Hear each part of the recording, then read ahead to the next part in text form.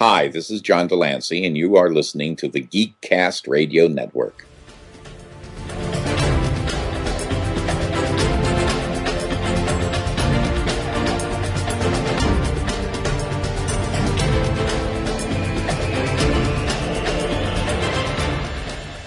Hey, it's Mistress Carrie, and you are listening to Studio 2009.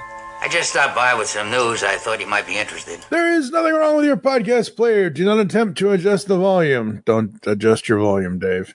Hello and welcome into our studio. You're now listening to Studio 2009, only on the Geekcast Radio Network. I'm, of course, TFG on Mike, and for the second ever TV choices in the media, more media mayhem here inside Studio 2009.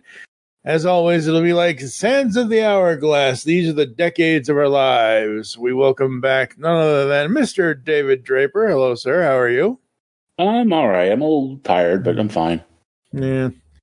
I'm constantly in a state of tiredness, so I understand.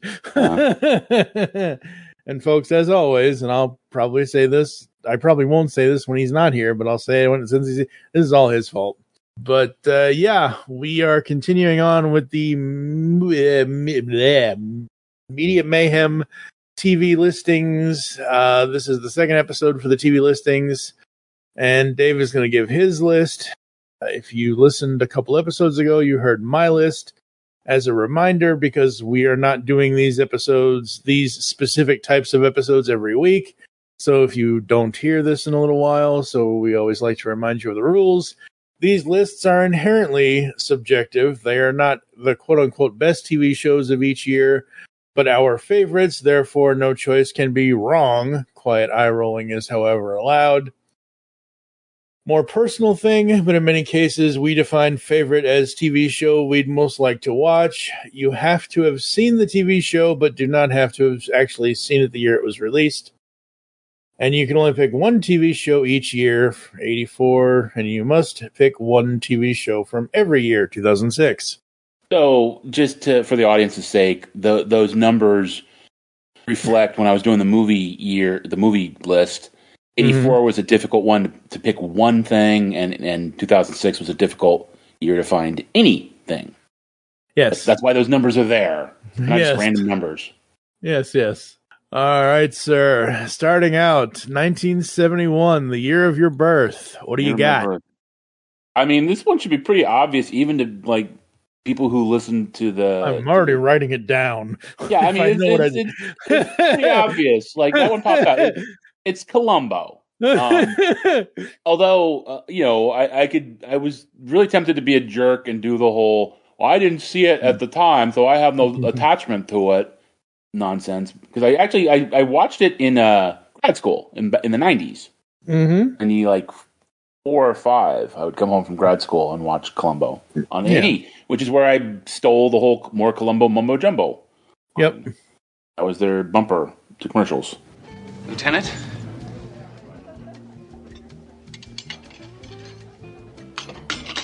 You buy that here? No, I bought it in the donut shop because I was going to eat it in the elevator. But then I saw my friend here, and I'm really terribly sorry.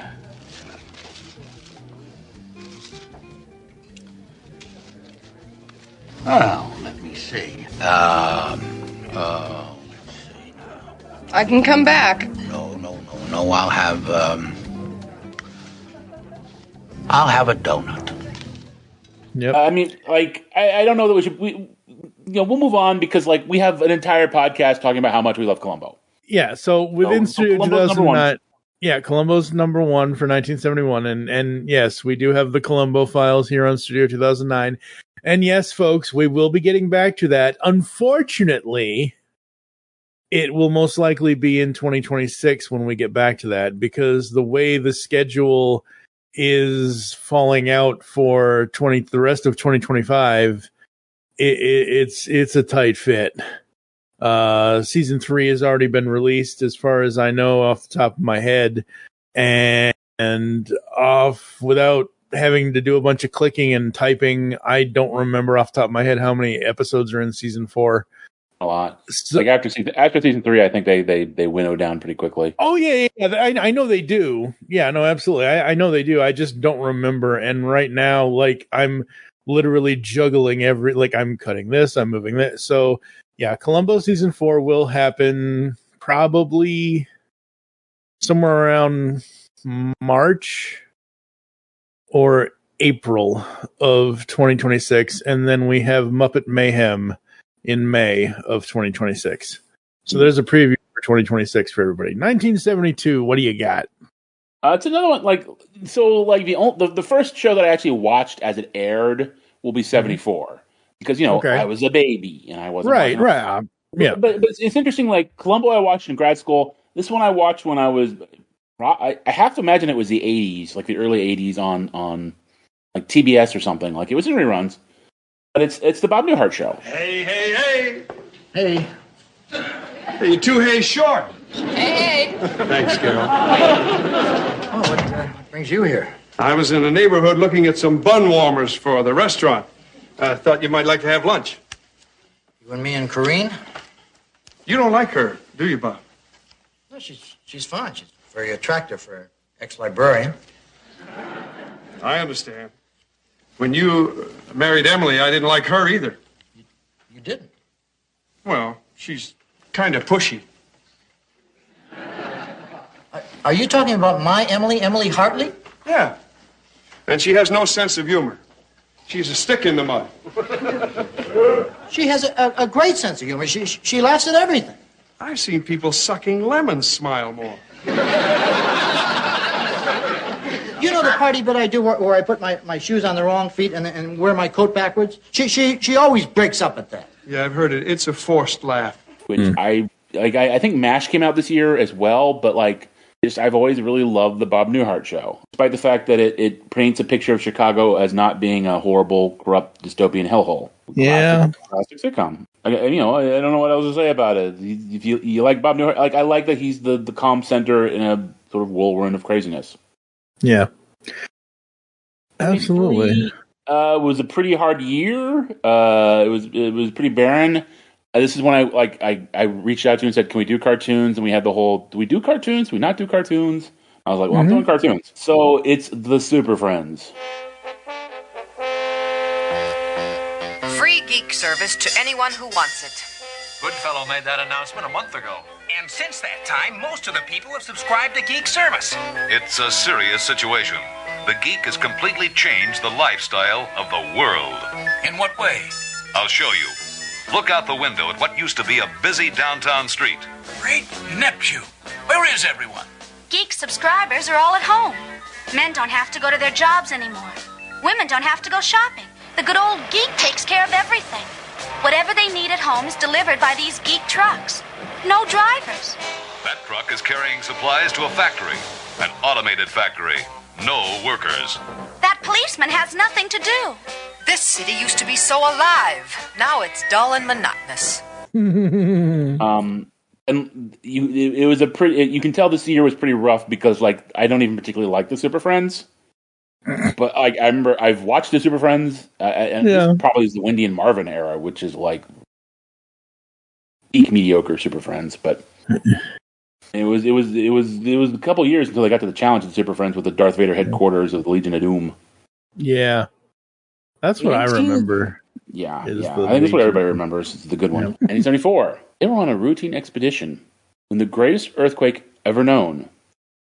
This one should be pretty obvious if you've paid attention.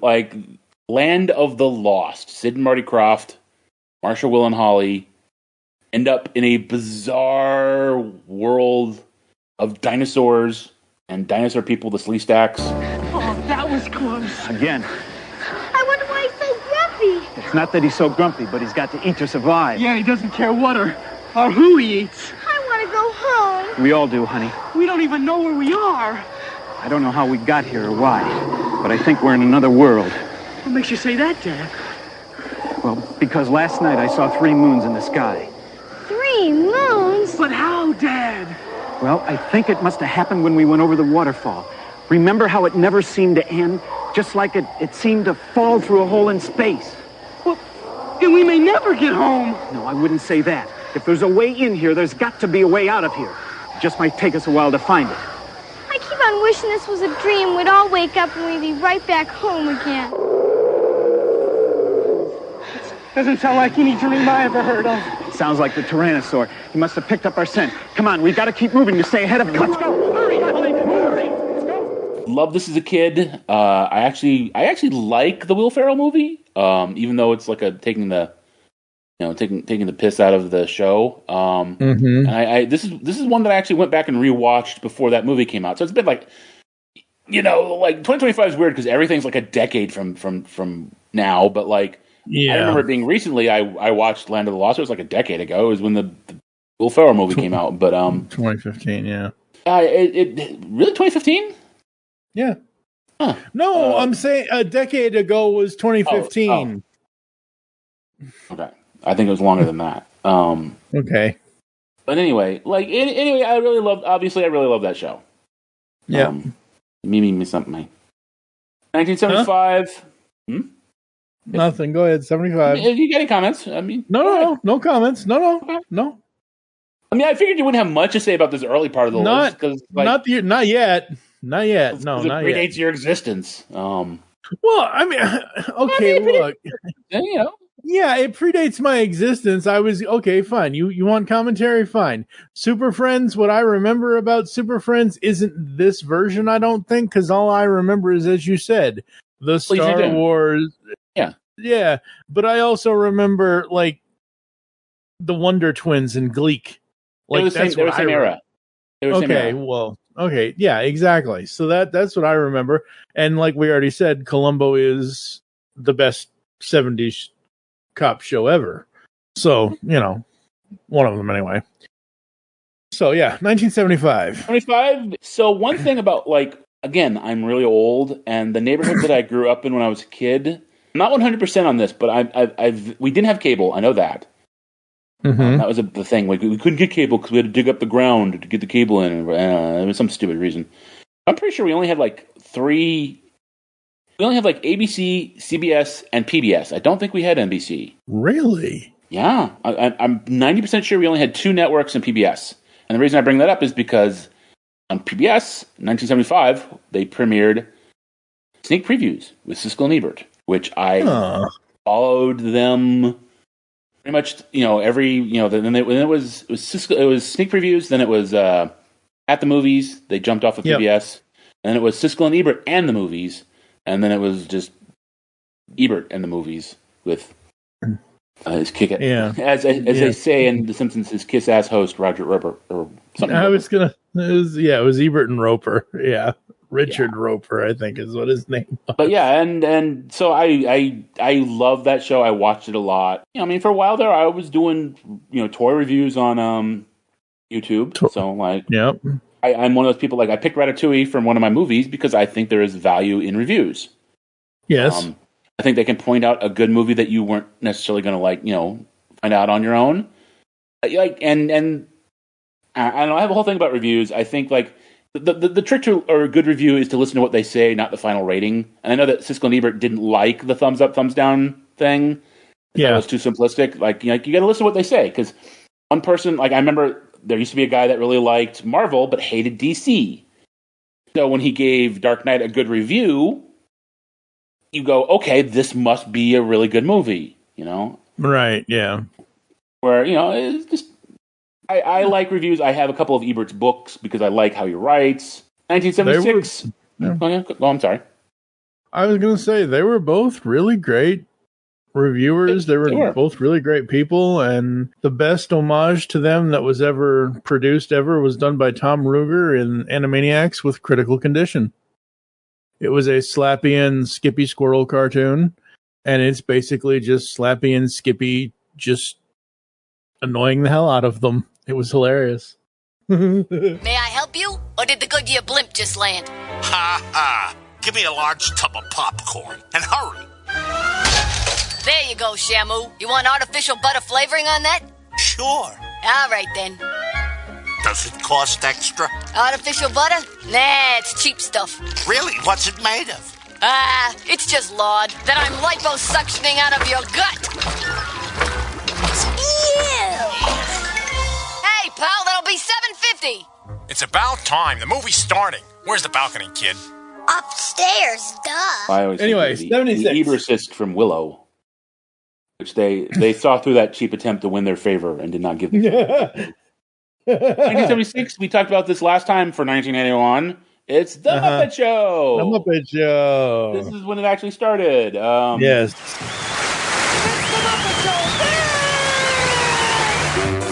It's time to play the music. It's time to light the light.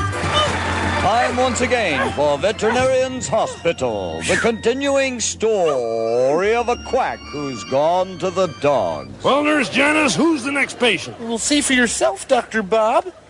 Oh, it's Kermit. My Kermit. Oh, All right, take it easy. I'm okay. Quiet, this is a very dramatic moment. Kermit, I shall nurse you back to health if it takes a lifetime. What do you think's wrong with him, Dr. Bob? Well, for one thing, he's been badly exposed to overacting. Either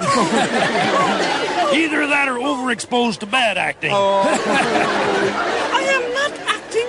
I love him. Nurse Piggy, you cannot let your personal feelings affect your duty. You are a nurse. I may be a nurse, but I'm a woman first. Wrong. You're a pig first. It had like the weird Muppet Show because it had a weird 70s hippie mentality to it. But obviously, I loved it. Like, I'm annoyed that we only got the first 3 seasons on the DVDs because I think they had all these problems getting rights for all the songs that they did. It's the same thing that happened to Muppet Babies. I know. Yeah. Muppet Babies apparently was notorious for like taking clips of stuff. Like, yes, it took asking for permission. Yeah, so Muppet Babies, what I remember the story being because all of the clips would be in the doors that they would open and they would see all these. It's similar to like a lot of the Looney Tunes issues that the Looney Tunes used to have where they would throw, like when Bugs would open the door and he would see a bunch of lady dancers and a bunch of music playing, same thing. Well, that was because they were using like Warner Brothers stuff because it was Warner. Well, yes. I swear they finally got around the Muppet Show stuff and got all 5 seasons out. No. We had this conversation before and you looked it up and I was right. Number 1977. Droids and Ewoks. No, 77. God, no. You're thinking 85. It's the Incredible Hulk. The Incredible Hulk. Who is it? Julie, it's David. David, they told me you left, that you were disturbed or something. Julie, listen to me. I've got to try and get you out of here. You're in terrible danger. No, this is my room. My house. No, Julie, listen. Try to understand. Your stepmother and Dr. Bonifant are trying to kill you. No. Listen. Julie, the drugs that they are giving you are not to help you. They're trying to poison you. No. Julie, look. I have the x-rays from Dr. Bonifant's office. They have his fingerprints on it for evidence. He's altered them to make it look as if your legs were damaged. But they are. I can't walk. Julie, you can. Don't you understand? They're trying to kill you. No, I don't believe you. Julie. No, I don't believe you. Hurry, go faster. Julie, I've got to get you out of here. No. You let me alone. Help. Call Ray and Bill. Daddy! No, they told me you were crazy! Julie, stop it! We've got to get out of here! Danny! Let me go! Danny! Let go of me! Julie! Julie, what's wrong? Help! Help me! Help me! He's crazy! Help me, please! Now, Julie, you've got to believe me. If they give you one more injection, you're going to die.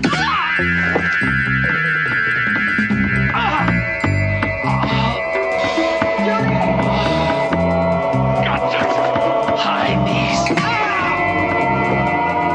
Julie.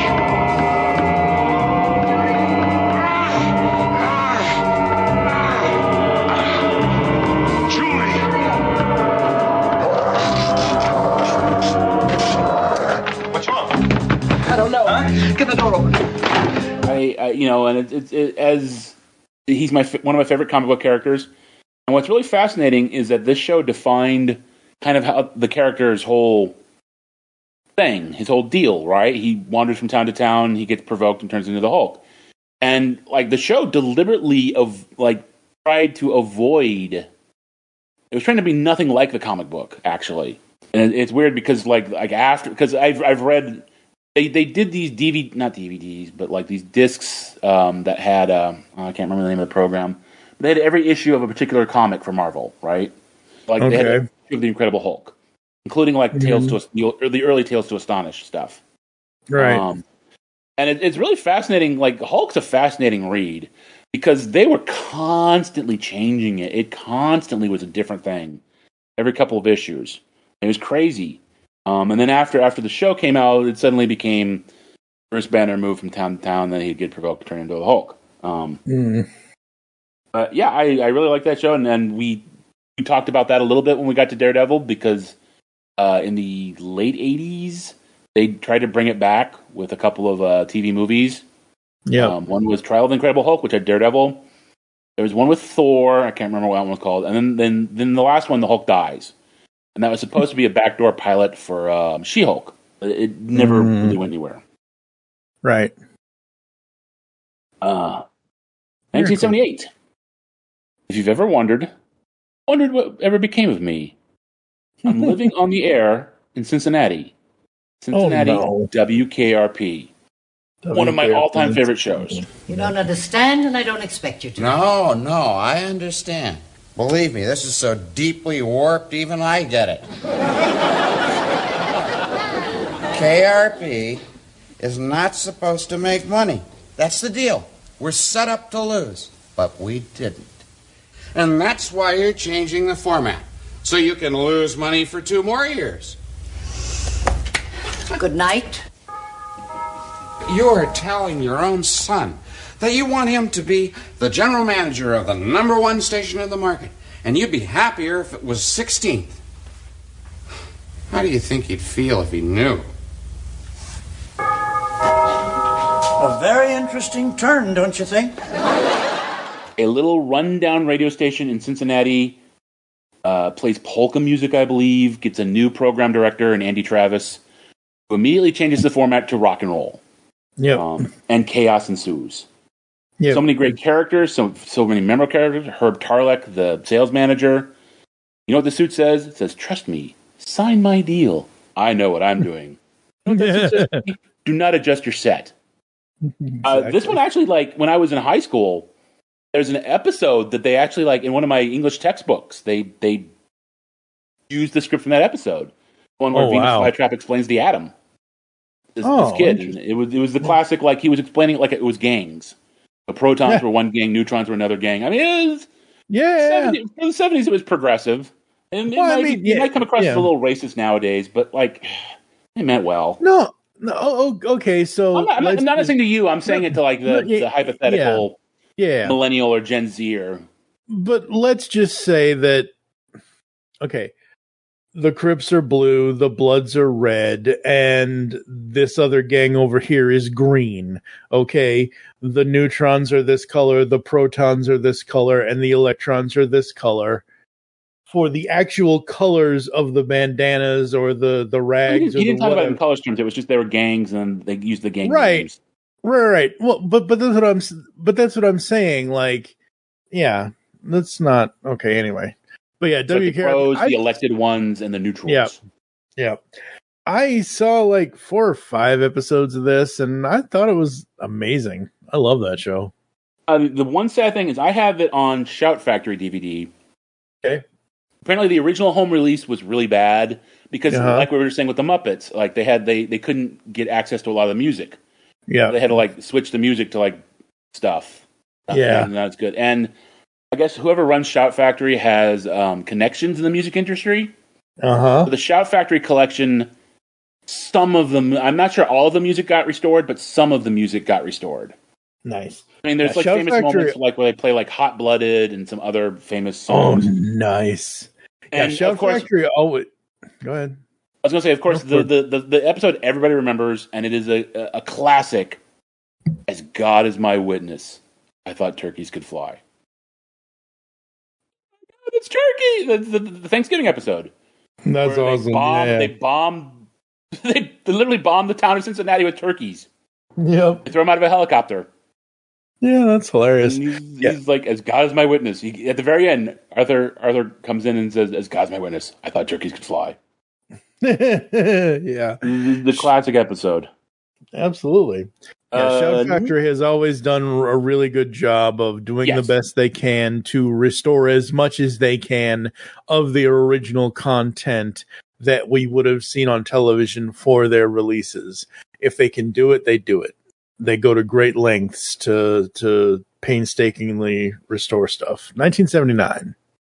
1979 is a Japanese cartoon, actually, that came to America, and I just remember it being a big deal and being fascinated by it. Star Blazers.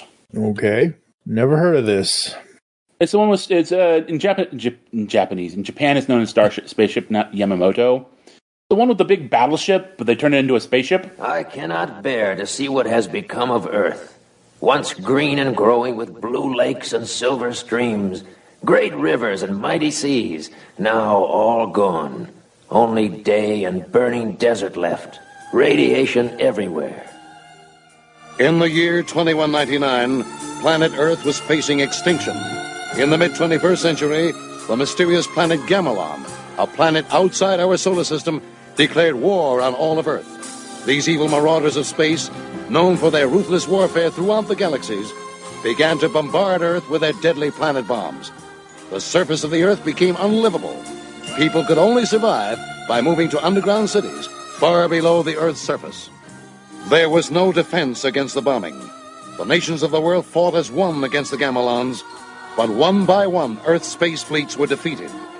The Gamelons demanded total surrender, but the Earth Defense Command refused. So the Gamelons continued their attack. And now another danger looms. The deadly radiation pollution caused by the bombs covers the Earth. And soon, even the underground cities will no longer be safe, as day by day, the radiation sinks deeper into the Earth. Earth is now hopelessly contaminated. In a year's time, all life on Earth will be extinct. Now, one last desperate battle between the Earth Defense Fleet and the Gamelons is being fought near the planet Pluto.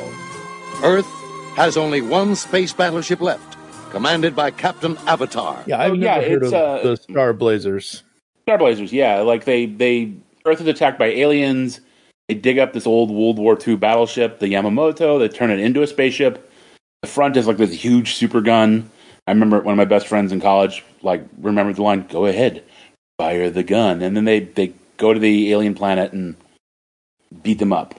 This is very simple stuff, but in 1979, like when you're a kid and you're Star Wars psychotic, like space stuff was... I watched that, and I can't remember what it was called, but it's the one with like the ship the five. It's kind of like Power Rangers, but it's a cartoon, and they all have a bird theme, and they have like a spaceship that turns into like the Phoenix. And you know what I'm talking about? I'm trying to think. I can't remember what it was called. Do you remember it's another famous 70s anime.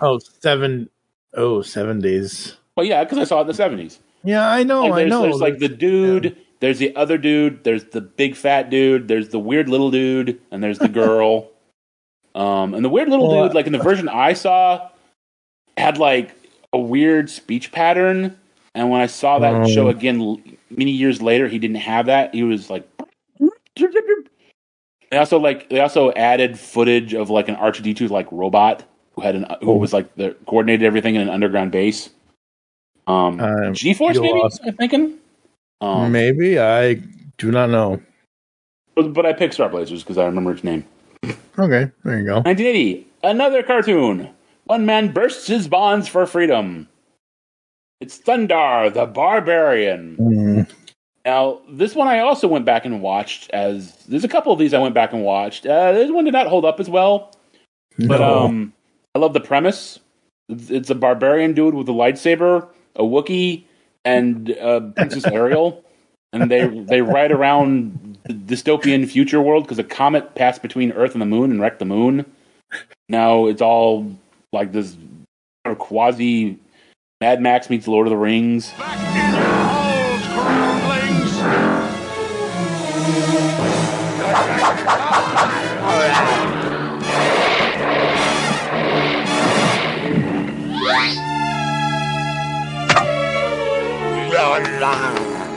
groundlings captive. Where is he? The main thing about this show was that it remember, this is 1980.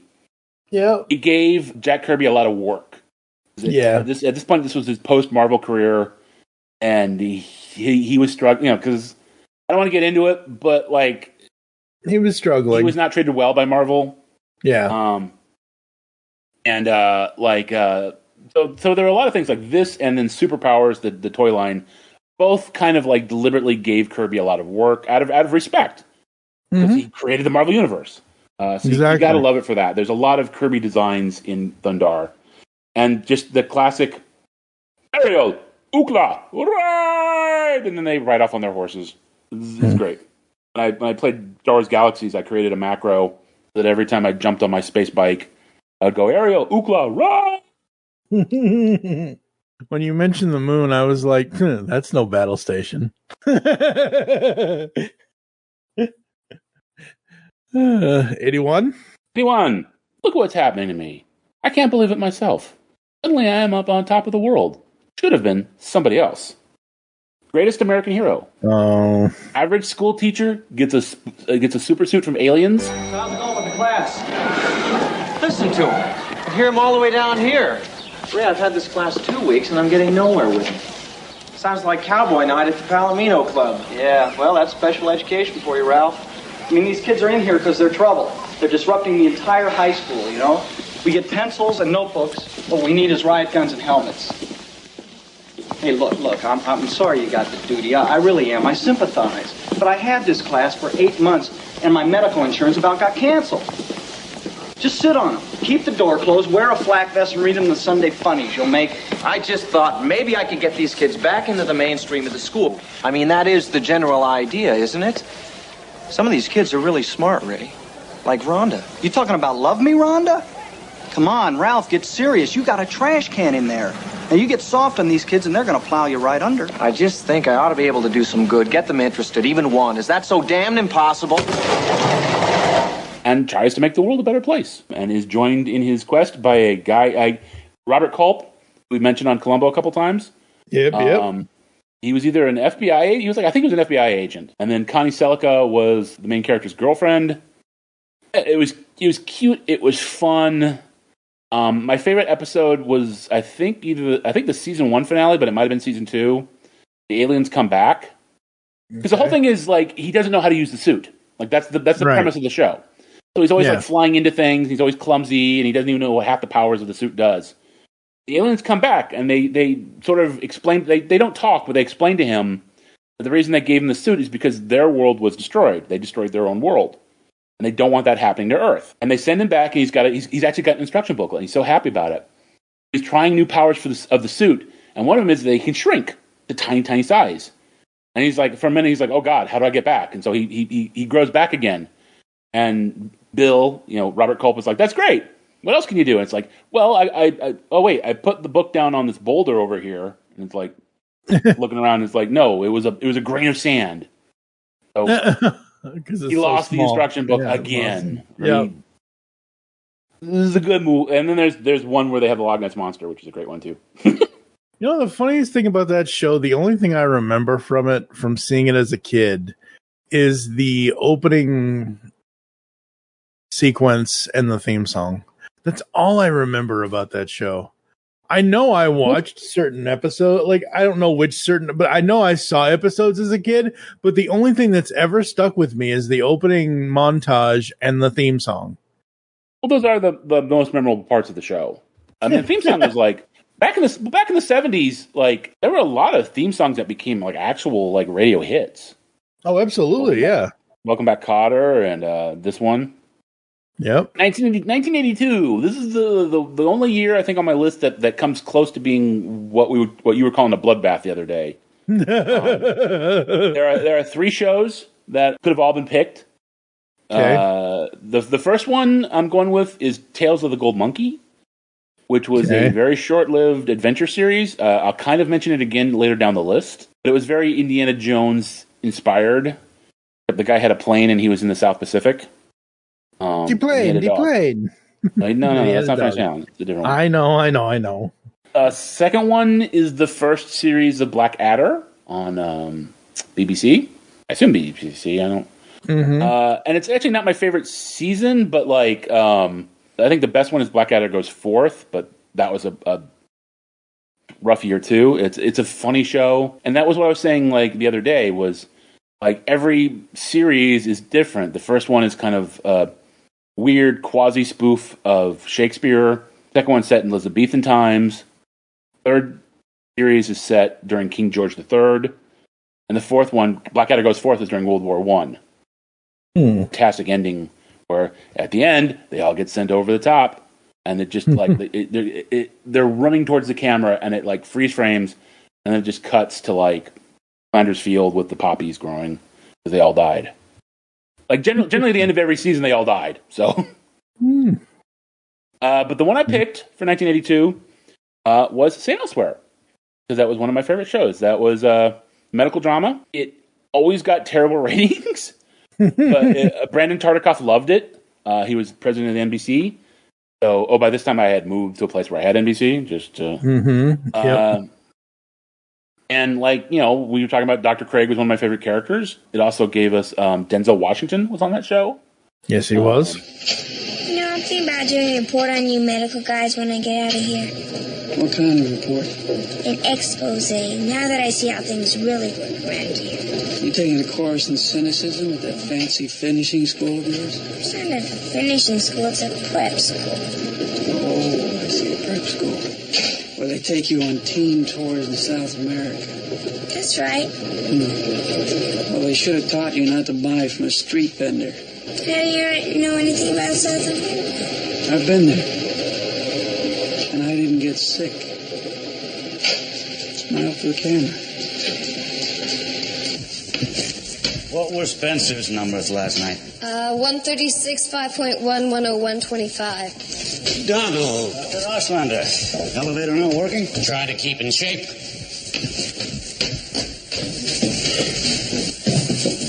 I heard Dr. Ashlander's got cancer. Yeah, liver. How long's he got? Well, he's a liver specialist, not me. Pretty ironic, isn't it, Dr. Westphal? What's that? Dr. Ashlander's one of the top liver men in the world, and he gets hit with liver cancer. It's a shame. I think we can save the eulogies. Knowing Daniel Oslander, you'll probably outlive all of us. Dr. Cavallero. What is it, Luther? I've been looking for you. You better talk to that patient of yours, that animal Henry Smith. Look, Luther, I know I gave you a hard time last week. Hard time? The next time he comes at me with that wild look in his eyes, patient or no patient, I'm going to shoot him. I don't have time for this. You don't have time for it. I just spent the last 20 minutes in physical therapy waiting for him. He didn't show up this morning? No. And the next time he has an appointment, he better be there or else. I mean, my time ain't cheap. Yeah, a lot. Stephen Furst was on that show. A lot of, you know, I really like that show. It's a show that I watched. I remember watching it all the way through. I remember the ending was sort of weird and controversial because it's like it turns out one of the characters had a autistic son, and in the final episode, it was like you see like a lot of characters died, but you see them and they're all like in this apartment and they're all like a family, and the son has this snow globe of a hospital, and like the whole show was his autistic dream. Which I don't really like the ending of that, but that's the people remember that was the weird ending. Yeah. The rest of the show was really good. I really liked the rest of the 1983. I think this was my first and only miniseries. Okay. I felt bad about this because I was gonna do both of them, 83 and 84, but 84 had a stronger contender. Even though I like the one from 84 better. But it's the science fiction one. Aliens come to Earth. They're our friends. They look just like us, but they have a weird sort of voice. But they're not our friends. They're lizard people. It's all a trick. They're gonna store us and eat us. And originally the thing was they were also going to use us as slaves to fight in a war against their enemy, but that never really got developed. In 84 they had V the Final Battle, which I actually like much more. That's when humanity really pushes back and wins. But you know, Mark Singer, Jane Botter as Diana. V the Final Battle had he was Ham Tyler. He's one of the coolest guys. I can't remember his name. Oh, he was in Starship Troopers. He was a cool badass guy, like badass guy in like just about everything. Who wasn't Clarence Boddicker? Okay. Michael Ironside. Michael Ironside was Michael Ironside. Love Michael Ironside. He was the voice of Darkseid in Superman the Animated Series. Yes, he was. As I said, he's a badass. Yeah, that's right. 1984. Yes, the bloodbath. This is Jeopardy. Now entering the studio are today's contestants. An advertising copywriter originally from Miami, Florida, Frank Sullivan. A freelance copywriter originally from Plainview, New York, Lois Feinstein. And an energy demonstrator from Waverly, Ohio, Greg Hopkins. And now, here is the host of Jeopardy, Alex Trebek.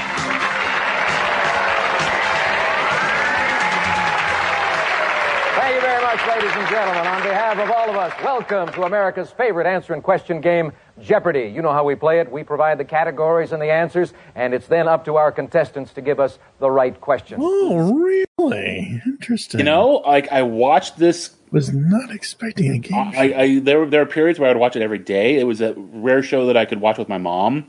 Mm-hmm. And there's actually like a funny thing is there was one year. It was a long time after 1984, but yeah. One time I was in a weird mood. I was feeling stupid. And so like the whole first Jeopardy round, I kept going, what is an emu? What is an emu? What is it? For every question, what is an emu? And finally my mom said, stop it. Like she'd had enough. And in Double Jeopardy, one of the questions was, this large flightless bird. And it was like, what is an emu? And like, so from that point on, emu became like a joke between us, like an in-joke.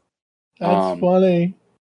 So, I really like that show. I have a lot of fond memories of it. I kind of didn't really keep watching it after Alex passed. I've only watched highlight, like, again, 2025, we live in a world where you can watch a clip here and there on Facebook, Instagram, Twitter, YouTube, wherever. I've only watched clips here and there. Yeah, you're right. Ever since Alex passed, it's like, I love that they're continuing it, that they're continuing the tradition, but it's just not the same without him. And I have brought something to the show. Oh, absolutely. And I'm not saying that what they're doing now isn't bringing something. It's just not my Jeopardy anymore. Yeah, that's fair. You know. I have both versions. I have number 776, and well, technically they're both 776, but I have the original and the Chase version Funko Pops of Alex. The original is him without the mustache. The Chase version is him with the mustache, and the two Jeopardy cards are different in both of them. And I have photos on Facebook. When I first got these years and years ago, whenever they first came out. When did these first come out? 2019 or whenever. When I remember when these first came out, I went on to Jeopardy's YouTube channel and I found just like a freeze frame of Alex, and I just in front of my monitor, and I just put these in front of the monitor, took a picture, put it on Facebook.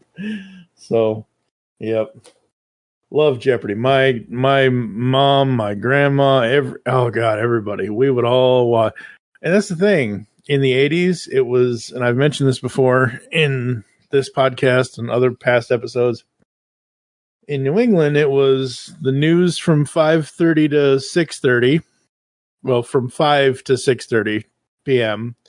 From 7 to 8 p.m., it was Wheel of Fortune and Jeopardy.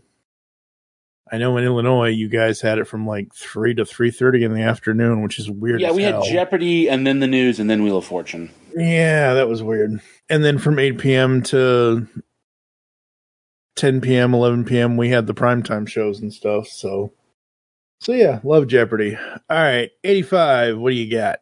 85 is another one that I actually didn't watch at the time. I watched it later. Speaking of my mom, she passed away in 2009, and like I started, like, for whatever reason, I started like watching this show. It was rerun heavily on the Hallmark Network, and I hadn't watched it back in its run because it was the kind of show that I would never watch normally.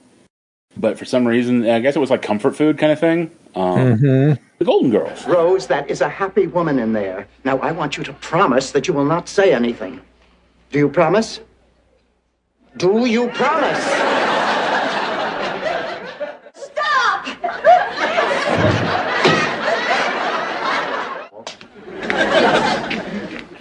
Blanche, might I see you a moment? Pardonnez-moi. Oh. Listen, you keep your bloomers on, Scarlett. He's taking me out tomorrow night. But he wants me. I can feel it. Let somebody else feel it. I saw him first. But we were meant for each other. I'm a woman. He's a man. And what am I, Little Richard? And I really got into it, like when I was watching it in reruns. I don't know. It had an interesting mix of characters, and it was funny, and it was cute, and obviously I like B. Arthur because she was in a Star Wars, and but yeah, the Golden Girls. I love again another show that certain clips will pop up on various social media platforms. One of the clips is when they try to point out that like how good Betty White was at the improv of it all. Oh yeah. And one of the scenes is where she's talking about what she sold by the side of the road, and B. Arthur is as Dorothy is trying to correct her, and she goes, "You don't know what I sold by the side of the road."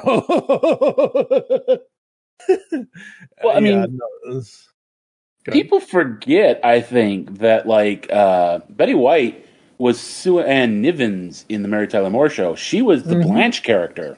Oh yeah. And like I think she actually tried out for the Blanche character for Golden Girls. For Golden Girls, yeah. But like so the character that Rose was like a 180-degree opposite of the character that she'd been made famous. Yeah, yeah. But love the Golden Girls. All right, 86. What do you got? 86 will probably be a little obscure for you, but I loved it because, like I said, we didn't really have HBO. We had Showtime, and this was a kind of a Showtime original. It was called "It's Gary Shandling Show." Oh, the Gary Shandling Show. I remember that. Well, it's Gary Shandling Show, which is I think different than the other one. It's not the Larry Sanders Show. It's a deconstruction of sitcoms. Yeah. Okay. Welcome to the show, really. I'm thrilled you're all here because I think of you as more than viewers. I think of you as friends. And I'm thrilled you're here because I just broke up with my girlfriend. And all my other friends, yes, I know that comes as a surprise. And all my other friends say, hey, what are you worried about? There's plenty of fish in the sea. What the heck does that mean? What do fish say when they break up? Hey, there's chicks on the beach. Don't worry about it, all right? And I'm in the midst of moving into this new place. I just sold my old place for $85,000, and my landlord was real upset about that. He said, you were renting that place. I said, oh, man, I forgot. I'll give you some of the money. I feel horrible about this. So I want to tell you all about what's going on in my life, but, first I got to go to the bathroom, and you can watch the opening credits, and I should be right back. It was just weird and goofy, and like I said, it was a deconstruction of sitcoms. He would always like break the fourth wall, talk to the audience. The theme song literally like just says this is the theme to Gary's show, the opening theme to Gary's show. Remember, he had like this little tiny toy car when he would have to like drive the car. Yep. The set was kind of an R-Town thing, and I really liked it. It was funny. It was interesting. I didn't really understand deconstruction at the time, but nobody did. Yeah, well, because it wasn't running to the ground yet. Yeah, exactly. It was new and high. Yeah, new and high concept for 86. Yeah, it was. Yeah. TV, yeah. Yep. 87. 1987, Star Trek, The Next Generation. Next Generation, yep. And I feel bad putting it in 87 because the first two seasons are terrible.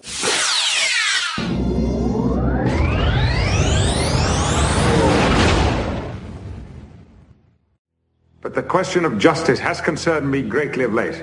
And I say to any creature who may be listening, there can be no justice so long as laws are absolute.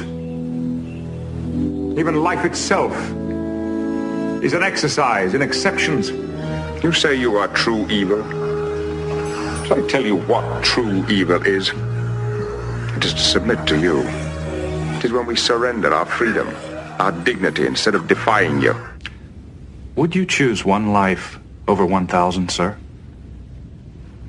I refuse to let arithmetic decide questions like that. You have extended your life at the expense of another. Graves, give Data back. Give him back. Data is dead. No. He must not be lost. He's not simply an android. He's a life form, entirely unique. Data is not human. He is different, yes. But that does not make him expendable or any less significant. But by that third season, it really started kicking on all thrusters, and seasons 3 through 6 were amazing. Season 7, they ran out of gas, and Beverly had sex with her grandmother's ghost boyfriend. We need never talk about it again. But it's a great, it's a fascinating thing because Star Trek was such an iconic show that we look at it now. Like nowadays, like they bring back stuff and like, oh God, let it die. But this, back in the day, this was actually considered better than the original. And for a long time, this was the bigger show. I think once that era kind of passed, once Enterprise kind of closed down, we've kind of moved back to the Kirk, Spock, McCoy thing because we're incapable. Well, I say we are incapable of original thoughts, and then like I go, oh yeah, Discovery. Well, now I don't know what to decide. It's an original thought, but it's an original thought that probably shouldn't have been thought of. No, not at all. Also, I want to specifically mention Worf because he is one of my favorite characters of all time. I love Worf. I adore him. He's such a great character, just consistently. Like even in Picard season 3, he's the best thing. Yeah, like this it's a great continuation from a classic franchise. If I was old enough to be from 1963, I'd probably be dead, but I would wouldn't be dead. 63 or 66? 66 is when I would probably have the original one if I could, but yeah. So I know this is your list, and I usually try not to tell this story every single time, but I'm going to anyway.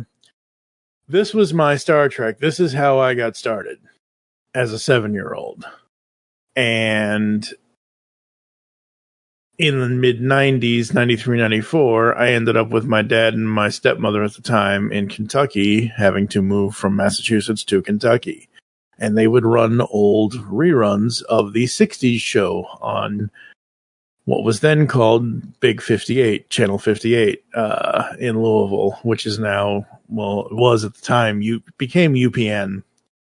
And I'm just like, I went from Picard and Number One and Worf and all the awesomeness to the slow crap style of Kirk and Spock and all of that. And I'm like, why is the show so slow? Why, like, it's moving at negative warp speed. Where the hell's all the action? Like, what's the point of the, and give me a break here. I was 13 and 14 years old at that time. So, going from being 7 and 87 into 13, 14, going from TNG to TOS, it's like, oh crap. But yeah, TOS rocks. Yeah. What's funny about that is generally the knock on Next Generation is that it had less action than the original show. Even Next Generation itself made fun of cowboy diplomacy in the episode with Spock, reunification. Also, like, I've already said Wrath of Khan was one of my favorite movies, which was 82. And in the 70s is when, famously the original show got like put back into syndication. So I'd seen episodes of the original show. I think at some point in the 80s, some station was rerunning them pretty regularly before Next Generation started. And like I like, well, even though the first 2 seasons are bad, I like Next Generation from the jump. It's funny because that first episode, Encounter at Farpoint, like, there's literally dialogue between Riker and Picard that's all addressing the stuff from the original series. Picard's like, if I want to beam down to a planet, and Riker's like, I'm not going to let you. That's not that's not your job. You're the captain of the ship.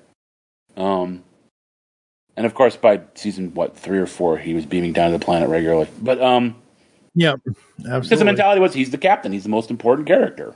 He's got to be going. Because that was in the original show, like the entire bridge crew, like. Captain, the chief of the medical sciences, their head science officer, their head of engineering, could all beam down to a planet with potentially dangerous things. It was not smart, but it was fun. It was not smart. Very fun. 1988. In the not too distant future, next Sunday AD, there was a guy named Joel. Not too different from you and me. He worked at Gizmonics Institute, just another face in a red jumpsuit. Mystery Science Theater 3000. Trunk slam chest. Fist rock bone. Stump beef knob. Smash lamp jaw. Punch rock groin. Buck plank chest. Stump junkman. Dirk hard peck. Rip steak face. Slate slab rock. Crud bone meal. Brick hard meat.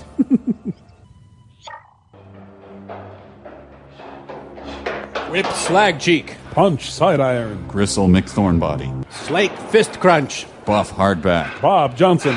Oh wait. Blast thick neck. Crunch butt steak. Slab squat thrust. Lump beef broth. Although I do want to give a mention to another show, a British show called Red Dwarf, which I also love, which is also set in space, ironically, about a deep space mining ship, and a guy gets put into like a weird suspension thing as punishment, and there's an accident, and everybody dies on the ship, and so the computer keeps him in suspension until like it's safe, which is like 1,000,000 years later. Oh no! So he's like he was in trouble because he brought a cat on board. He'd smuggled a cat, and the cat had kittens. And the only other living person on the ship is like the humanoid descendant of those kittens after 1,000,000 years. Oh my god! And then the computer like decides that he's going to go crazy without another person to talk to, so it creates a hologram of his bunkmate, who he hated. Like they were complete opposites. So it's like the hologram of his bunkmate, who was this officious little prick. It's the cat, and then in later seasons they got a robot named Crichton. It's a great show. It's very funny. My favorite season was the 7th, I think. It was the one, like, long story short, like, the ship gets recreated, and all the crew members get brought back to life, or get recreated as being alive. And then the main characters come to the ship, and it's like, well, what are you doing here? Like, and they're like, but don't you know what happened? And they're like, no, we don't have any idea what happened. And you stole this shuttle. Like, so we're now arresting you. And they were put on and then they were put in prison, and then it's like they joined the Canary Squad, which they thought was a singing squad, but no, it wasn't. It wasn't a choir group. It was about coal mines. Oh boy! So they were sent. They were like they had to be sent into like they were the first ones into dangerous areas. Oh my god! I love that show. I love Mystery Science Theater 3000. I mean, they couldn't even make Manos watchable, but it was fun. I still do some Netflix, or not Netflix. Riff Tracks. Yeah. Too many X's. Yep, too many X's. 1989 is a pretty obvious one, but I mean, how can you not? It's The Simpsons. Yep. Ow! Quit it. Ow! Quit it. Ow! Quit it. Ow! Quit it. Hey, what's with this? Ow! Quit it. Eat my shorts. Bart, stop it! Hey, Bird! Eat my shorts! Who the Sam Hill was that? Why, it's Homer Simpson, sir. One of the schmoes from Sector 7G. Simpson, eh? I want him in my office at 9 o'clock Monday morning. We'll see who eats whose shorts. If someone did eat Bart's shorts, they'd have a tummy full of pocket garbage. Particularly in the early, like people, I think people like are used to it being like 30 years old now, but like in the day, it was hot stuff. You know, like particularly when they had like Conan O'Brien writing for it. Yeah, a lot of those are great episodes. They're still people still quote them, still remember them. I mean, the Superman film cribbed a joke from The Simpsons with the million monkeys writing on typewriters. Yeah. So.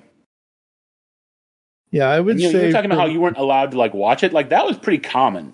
Like there was like, a whole movement among teachers and churches to like keep the children from being perverted by this horrible show. And well, I wasn't allowed to watch it when I was with my dad and my stepmother and my mom's. I'm saying it's like it was a broader thing than just Okay, yeah. I would say. For me, what I remember, and I could be completely wrong on this, but I'm going to safely say for me, the popularity, what I remember living in Massachusetts up until I left in 93, from 89 to 93, it was the height of the popularity. I don't know if it dipped after 93 because I had too much life going on. And I wasn't really paying attention to the show after that. And then I would dip in and watch every once in a while from 93 to about 99. And then I would watch every once in a while and catch up every once. I haven't actively watched the show in years now. I haven't either. But that from 89 to 93, those years, like, I had everything. I had all the Bartman stuff. I had a Rambart shirt when the whole Gulf War and all that. I had Rambart shirts. I had I Caramba shirts. My mom got me every Bart Simpson t-shirt she could find.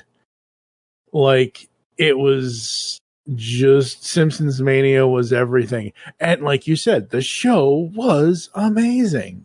1990. 1990, honorable mention to a Disney afternoon show, Tailspin, which goes back to Tales of the Gold Monkey. Because Tailspin was basically Tales of the Gold Monkey, but with the Jungle Book characters. Yep. And Shere Khan is Lex Luthor. Yes. And no knock on Clancy Brown, but like Shere Khan was great on that show. He was like he was an awesome Lex Luthor.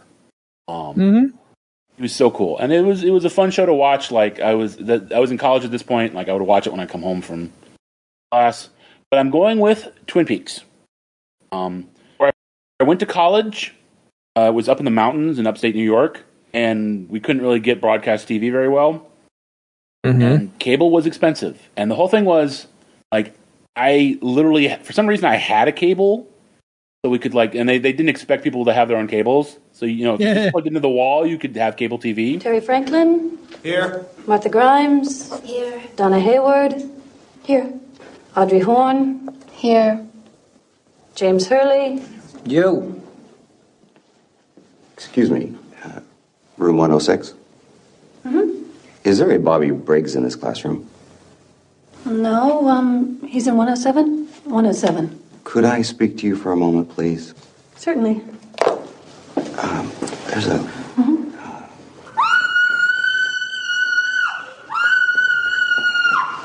making an announcement. Yes. But the problem is I didn't have a TV. So we had to negotiate. We had to negotiate this thing with the girl who had the TV. And the problem was, I remember one time when Twin Peaks was on, they wanted to watch something else. So we were scrambling around the dorm trying to find someone who would let us use their TV.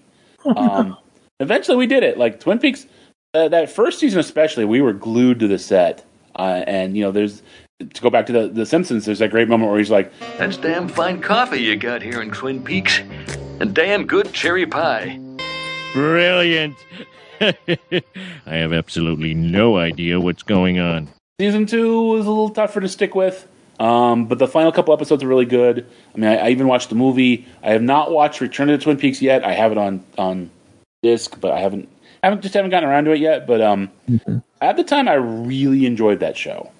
And Fine Coffee. And the music. You always talk about the music. The music was great. It was very weird and haunting. And yeah, absolutely. Yeah. I was 10 years old when Twin Peaks came out. It was too much for me at the time. So I never really got into it. So, no. That's fair. So you talked about the Cosby Show. Yes. So this is my pervert entry. Okay. 1991 Ren and Stimpy. Ah, yes. John Kirk-Falusi. But that first season, man, again, I was in college. As I kind of established, TVs weren't not easy to come by. There was one in the Commons in the cafeteria, and it was weird because it was in this weird little nook with a table, and we would go and we would go there. We would watch Ren and Stimpy every. I don't remember if it was Saturday or Sunday.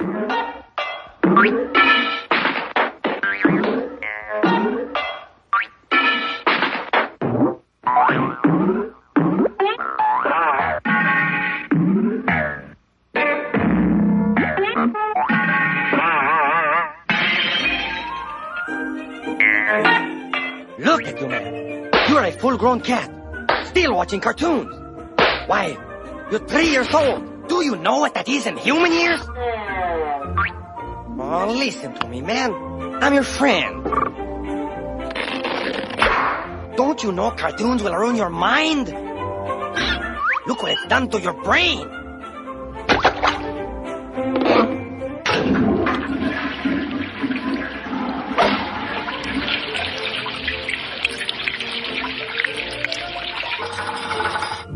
Whenever it would come on, we would watch it at the cafeteria. And I just, Hippie, I'm so angry. I love it. I love your sneaky old litter. Look how I love it. I'm the cat. Just that first season was just brilliant and anarchic, and then the later episodes weren't as good because they got rid of Kirk Shirlisi, and then he got the show back and made like just terrible, disturbing stuff for Spike TV. Yeah, that was bad. But man, 1991. Yeah. Can never take that away from us. Nope. 1992 is, again, like every day for dinner, we would bum rush the cafeteria and we would seize the table with the TV so that we could watch Batman, the animated series. Boring, lame, not funny. Been done. To Riddler. What? Harley? Oh, where the heck have you been? Yeah. Batman, eh? Oh, you don't say. You have who tied up where? Like I remember we were talking about the Two-Face episode when he's running through the factory with all the acid, and then like a guy shoots a machine gun into the acid, and the acid explodes, and we're all like, like we're at a movie theater. People are trying to have dinner, and we're just like cheering and yelling and acting like fools. I love that show. It is. We talked about it a lot on your episode, so I don't really need to belabor it. But no, I mean, say what you want to say about it. I'm just saying, we said a lot on your episode. Like, and it's a great. It was a kickoff to the DC animated universe. Kevin Conroy is Batman. Yep. Hamill is the Joker. Like they were, in my opinion, aside from Penguin and Catwoman, almost every character on that show was the definitive, iconic version of that character. This is Kevin Conroy, and I am the goddamn Batman. I must say, Batsy, I'm flattered. The end of the world, and you want to spend it with me. I didn't know you cared.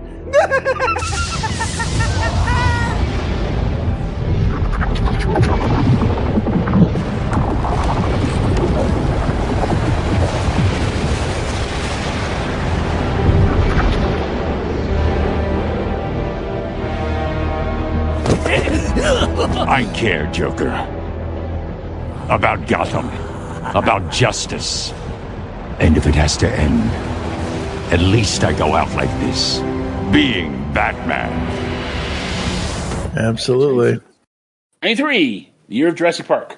Another, honorable mention to Frasier, which was my original choice. Tell me you would have handled it differently, Frasier? Oh, I'm sorry, Niles. I didn't realize you'd stop talking. Frasier has left the building. Because I love Frasier. That's my style of humor. It's a little kind of hoity-toity, sophisticated, a little less fart joke, a little more think about it kind of joke. But, I love that, they had... David Hyde Pierce was great because the idea was that Frasier was such a kind of pompous, stuck-up guy that they made an even more pompous, stuck-up guy to, counterbalance him. And then Martin was great as the dad. I really like that show, but I was like, oh wait, this is on my list. What year did this come out? Oh, 93. Aw, I'm sorry, Frasier. I really like you, but I absolutely love Homicide: Life on the Street. On the Street, yep. I believe I've mentioned that a couple times in the Columbo episodes. Takes place in Baltimore. It's a police detective unit. Again, I said Worf was one of my favorite characters. My favorite character from TV of all time, tied with Columbo, is Frank Pembleton, played by Andre Braugher, the fantastic actor Andre Braugher, who was amazing and intense and brilliant. This is another one I said that was like St. Us, where I watched the whole series. I watched the whole series for this. I watched the TV movie that wrapped everything up, which was, again, brilliant. No. The suspect is asleep. Oh, yeah, he's been in the room for 4 hours. Rule number 4. A guilty man left in the box alone falls asleep. Are there any other rules? Yeah. Uncooperative, too cooperative, talks too much, talks too little, blinks, stares, gets his story straight, messes his story up. There are no other rules. It's an expression. Yeah, I'm hip. So you gonna interrogate him? Interrogate him? Yeah. I'm just saying that, not a partner thing, but when you interrogate him, I'd like to sit in. Then what you will be privileged to witness will not be an interrogation, but an act of salesmanship. As silver-tongued and thieving as ever moved used cars, Florida swampland, or Bibles. But what I am selling is a long prison term to a client who has no genuine use for the product.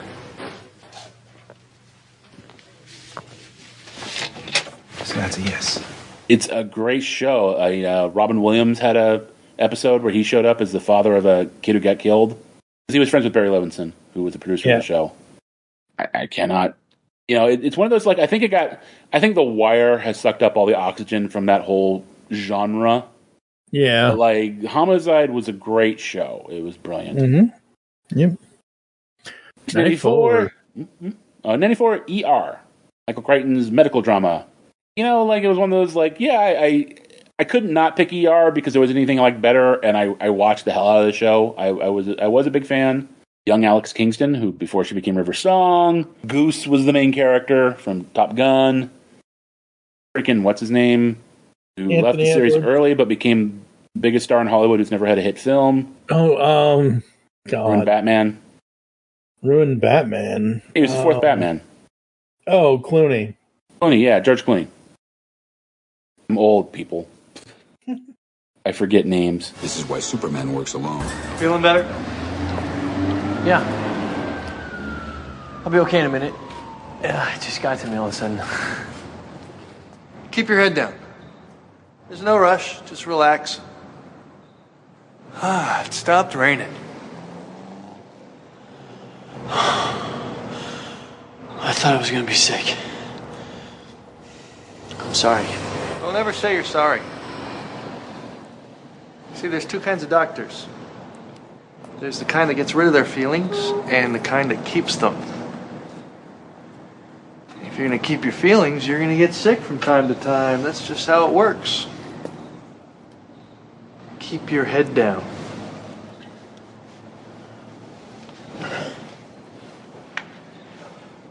People come in here and they're sick and dying and bleeding, and they need our help.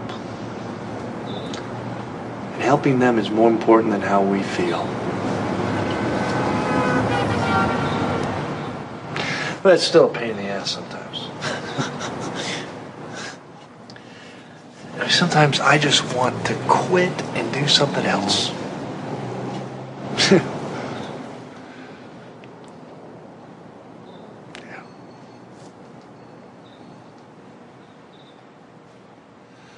Why don't you take a few more minutes? By the way, I was in medical school with Benton. He used to get sick all the time. So don't let him give you any crap. Yeah, you did. He's gonna press charges? I doubt it. I don't think he wants his friends to know that he let a pediatrician beat him up. He's got other problems. A couple of detectives from domestic violence talking to him in the lounge right now. God, it's freezing out here.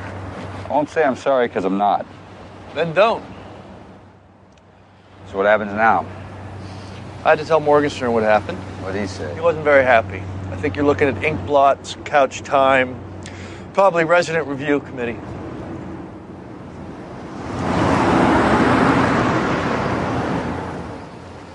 Your friend's still here.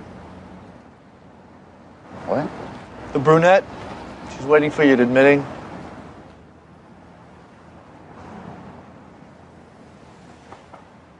I'm heading home. Tell Rachel happy birthday. It's your birthday, right? Yeah, I was supposed to be there an hour ago. Jennifer's gonna kill me. Tell her it's my fault. I always do. Well, you said the fourth Batman, so I was like, oh, right, Clooney. Yeah, fourth Batman. Yeah. He personally, and he's the one who says he ruined the Batman franchise, not me. No, he does. I agree with him, but yeah, ER is a good show. I liked it. I enjoyed it. There are a couple of these on the list that, again, the idea is it's your favorite from that year. So 1995 was another choice, but this one was like usually there's like when I'm stuck between choices, it's like an A tier choice, but this one's more like B tier choices. Okay. Up is Sliders, which also has John Rhys Davies as Professor Arturo, but I think it was Jerry O'Connell develops a device that allows them to jump between worlds, and then they get lost.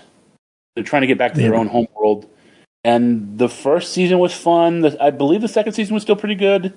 And then it went to Sci-Fi Channel and just like they got rid of everybody and added this weird plot about like aliens or something, or like evolved Neanderthals who were evil. I don't know.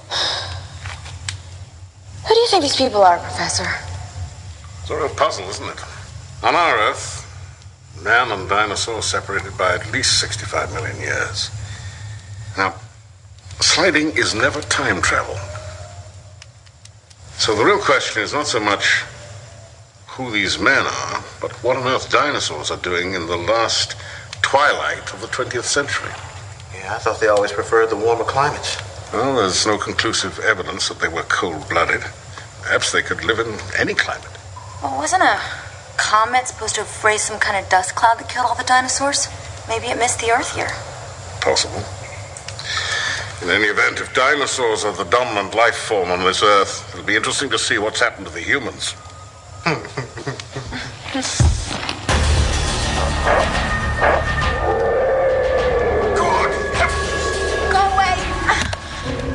Hey, put that down! Trying to blind her? You already killed her baby, isn't that enough? Who are you?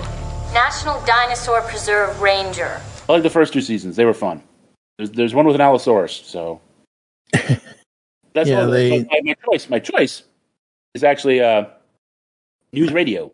Phil Hartman, Joe Rogan. I can't remember. I keep forgetting the guy's name, but he wasn't as big a star at this point, but he got bigger. He's on King of the Hill. He voices Bill on King of the Hill. Yeah. He was the guy from Office Space who had the stapler.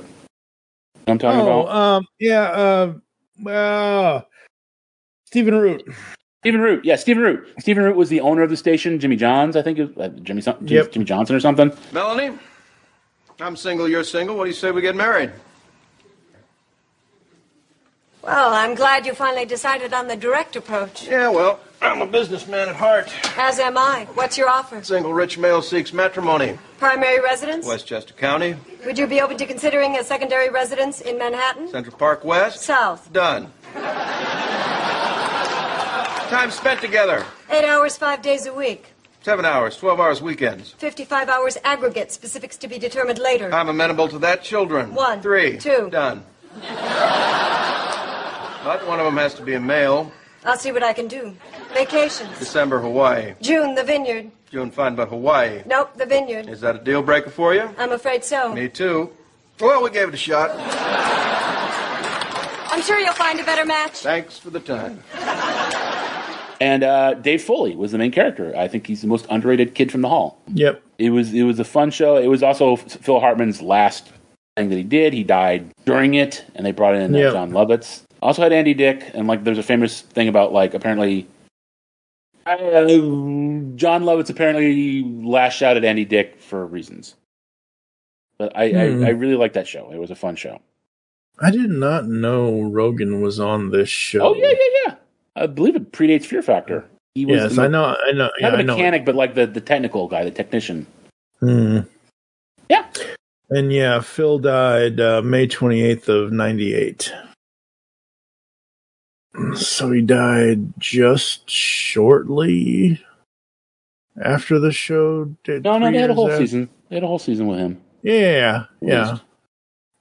I just remember there's a famous, not a famous episode, but an episode that I remember very fondly, where they get a review in a magazine, and they call Phil Hartman's character adequate, and he doesn't seem to understand that it's like not an insult per se, but he takes it as this huge compliment. And so at one point, someone goes like, "How are you doing?" He's like, "I'm bursting with adequatulence." I love that line. And then it turns out it was Stephen Root who wrote the review. He owns this radio station. He owns a magazine. And he gets called out for it. And he's like, well, aside from accidentally screwing up, messing with Bill Hartman's character. I think I did it. It was a pretty fair review. That's funny. It was a good show that I don't. It's a very good show. Yeah, it was one of those that like never really took off, which is sad. And I think part of that is because they lost Hartman. Yeah, I think isn't that the show where he's got the secretary named Melanie? Maybe. Am I thinking of no, I'm thinking of a different show. Okay. I'm thinking of Just Shoot Me. Maybe. Yeah. Anyway, never mind. I'm thinking of something else. 96. 96 is The Daily Show. Jon Stewart. Well, I was going to say, I actually watched this from the very beginning. It was Craig Kilborn. Oh, okay. A Moment of Zen and 5 Questions and Final Jeopardy. And then it became Trivial Compromise because they got sued. Yeah. And I was there when Stewart took over. And I remember the week that Stewart took over, when they had the interview segment with the guests, they would do 5 questions. Mm-hmm. So on Monday, Stewart asked 5 questions. On Tuesday, he asked 4. On Wednesday, he asked 3. And by Friday, it was 1 question. And they didn't do that anymore. I mean, that literally took over for a long time. I watched that instead of the news. I would like. Yeah. And I liked what I liked about Stewart was he obviously had a point of view, but he was also a comedian. Yeah. And so he would not let his point of view get in the way of his instincts. But if somebody on his side screwed up, he would smack them. Oh yeah. He wouldn't cover for them. If they screwed up, he would smack them because he's a comedian. And you know, part of comedy is honesty. And I like that about him. Yep.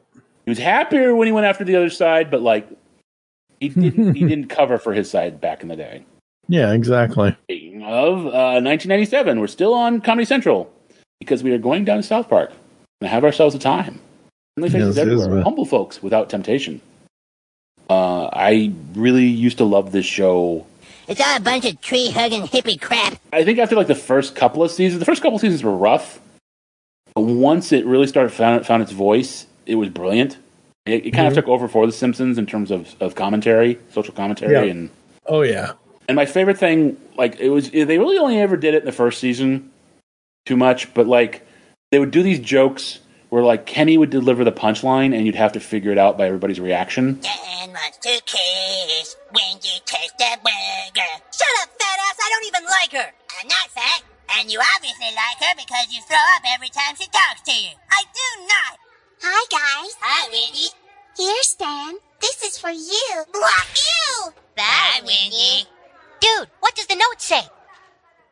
Holy crap! It says she wants to meet me at Stark's Pond after school. Whoa. Maybe you can kiss her. Or slip her the tongue. What? How do you know she has a cat? And those were some of my favorite jokes. It was like they were teasing Stan about Wendy. Like, are you gonna kiss her? You gonna slip her the tongue? How do you know she has a cat? Now laugh. I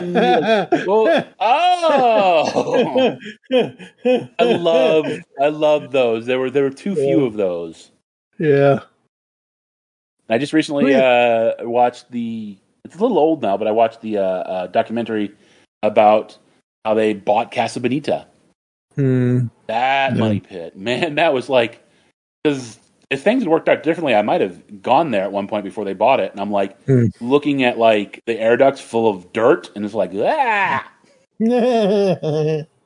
of glad that things fell apart with that podcast, because good Lord. But it is, I remember the Casa Bonita episode particularly. That was a great episode where he kidnaps Butters and tells him the world ended, so he can take his place at Casa Bonita. Yeah, this is like it was a great show. They just got $1.5 billion to bring it back. Yeah, that's right. The only thing I remember from the early days of South Park, because I never, like, again, this is 97. I was 17 years old. I don't even know what I was watching then. All as I know is your wheelhouse, because like 17-year-olds are like edgelords. Okay, well, I don't know. I was just more focused on school stuff at the time. Like, I was a nerd. Like, nerd. Yeah, nerd. Yeah, I was one of those kinds of kids where I'm just like, I just want to get through school. I just want to graduate. I don't like the only thing to this day outside of one other film that Trey did. Well, they both did it, but which one? Like, yeah, I'll say it in a minute, but there's two things I remember about South Park. Once this happened, radio stations would use this clip everywhere from Cartman. And then I remember Basketball. So, Basketball's the film I remember. But as soon as Cartman said, knock off all this tree-hugging hippie crap, as soon as he said the tree-hugging hippie crap line, radio stations in 97, 98, whenever it happened, they would play that line everywhere. And I just remember that to this day all the time. And then whenever it was, I think close to the end of the movie of Basketball, when Trey Parker's character, I forget what the name of the character is in the movie, but Trey Parker, he basically turns into the Cartman voice and just starts using the Cartman voice against the guy to get him to flinch out and get him to psych out. And I'm like, oh, right. These are the South Park guys. That's their movie. They're going to pull out the voices to get at least once. And I'm like, okay, cool. And I never really kept, like, I don't dislike South Park. I like what I remember watching of South Park. I just never watched enough of it to, like, I think the most of it that I watched was a lot of the chef scenes. And then obviously when Isaac passed, I started seeing a lot of those clips because, you know, as soon as somebody dies, you see all their stuff. Like, recently, again, folks, you're going to hear this in the future, but we're recording this just, you know, couple weeks, little less than a month since Malcolm Jamal Warner passed. I'm seeing all his Cosby Show and all this other clips that he's done in his career for Malcolm Jamal Warner. So it is what it is. Like I said, South Park was cool as hell. I just have a weird track record of watching stuff. I remember, like, I got a couple, like, so I kind of feel a little defensive right now because, like, I talk about my mom a lot because I think I mentioned I'm going to mention that my dad was not in the picture at this point. Okay, I will get to that reason in a little bit, but my mom was a big part of my life, and I'm an only child. Right, we're both only children. Yes, I mean I've had people go, "You talk about your mom a lot." It's like, well, who the fuck else am I going to talk about in my childhood? You know, it was like this is the person I interacted with. Yeah. But, like, I remember they had the famous Cartman bit where, like, they were going to find out who his dad was. Mm-hmm. And then, like, the week after that, it was Not Without My Anus. It was the Terrence and Phillip show. And I remember my mom was at a grocery store checking out, and she heard these girls behind her talking, like, I can't believe they blah, blah, blah, blah, blah, blah, blah. My mom turns around and goes, you do realize that aired on April 1st, right? Oh, like, no. My mom got the joke. and there was another one where, like, they did the Alien Gonzalez thing. Yeah, because you know what, like, nowadays it's relatively famous and well known that they have a very quick turnaround time. Yes, I don't think it was as well because my mom refused to believe that they did that. She's like, "There's no way that they had the agents come in and point the guns at the kid in the cabinet. They couldn't have done that. That just happened, David." And I'm like, "I saw the show. Like, I don't know what to tell you." Now it's famous that they do it very quick turnaround, but, like, my mom would not believe that they did an Alien Gonzalez joke. That was the one with the Russian, or not the Russian, but, like, the Eastern Bloc gymnast girls. That the kids were trying to basically kidnap to, like, to create their own circus. Oh my God. 1998. Yes, sir. So there was a show. There was a show on BBC, and they got it on Comedy Central, and they showed it during the daytime all the time. And I fell in love with it. I watched it all the time. I thought it was brilliant. I loved it. And then in 1998, ABC with Drew Carey did their own version of it. Whose Line Is It Anyway? An improv comedy show with Drew Carey, with Colin Mockery, with Ryan. What was his last name again? Styles. Ryan Styles, and of course the the American version had Wayne Brady. Brady, that's right. Like, that man, like I can't sing. Period. That man could, like, create a song out of nothing. Yep. I love that show. I remember the episode when they had, it was like either the second or third season, they had Robin Williams again. And it was great because he was like, oh, look at all the people tuning in from Friends. What Robin Williams is thinking right now. I have a career. What the hell am I doing? Yup. But yeah, I love that show. Like, I guess they had a thing for it in Disney World, and I never got to see that. And I was always sad because they had a big like poster or thing up on the wall for whose line is it anyway. I'm like, oh, see that. I love that show. I love Colin. I love Ryan. Those two together are like fire. Yeah. 1999, The West Wing. Well, it's weird. I believe the character's name was Josiah Bartlett. Hey, folks, TFG and Mike here. Really quick, the character's name, played by Martin Sheen, is Jed Bartlett, not Josiah. Sorry, we sometimes get shit screwed up around here. Now, here's the infamous speech, or one of them, that the president in The West Wing has said in the show. Enjoy, and now back to the podcast. I'm sorry. You're Dr. Jenna Jacobs, right? Yes, sir. It's good to have you here. Thank you. The awesome impact of the airwaves and how that translates into the furthering of our national discussions, but obviously also how it can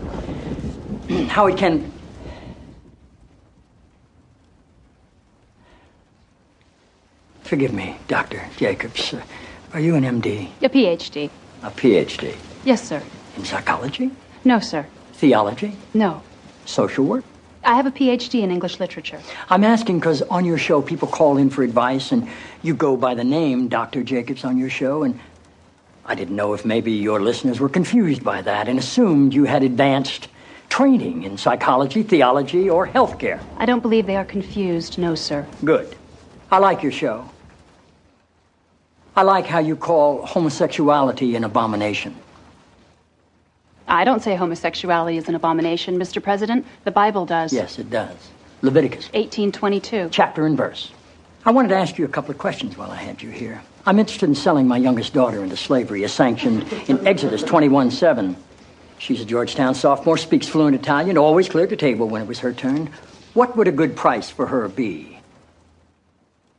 While thinking about that, can I ask another? My chief of staff, Leo McGarry, insists on working on the Sabbath. Exodus 35:2 clearly says he should be put to death. Am I morally obligated to kill him myself, or is it okay to call the police? Here's one that's really important, because we've got a lot of sports fans in this town. Touching the skin of a dead pig makes one unclean, Leviticus 11:7. If they promise to wear gloves, can the Washington Redskins still play football? Can Notre Dame? Can West Point? Does the whole town really have to be together to stone my brother John for planting different crops side by side? Can I burn my mother in a small family gathering for wearing garments made from two different threads? Think about those questions, would you? One last thing.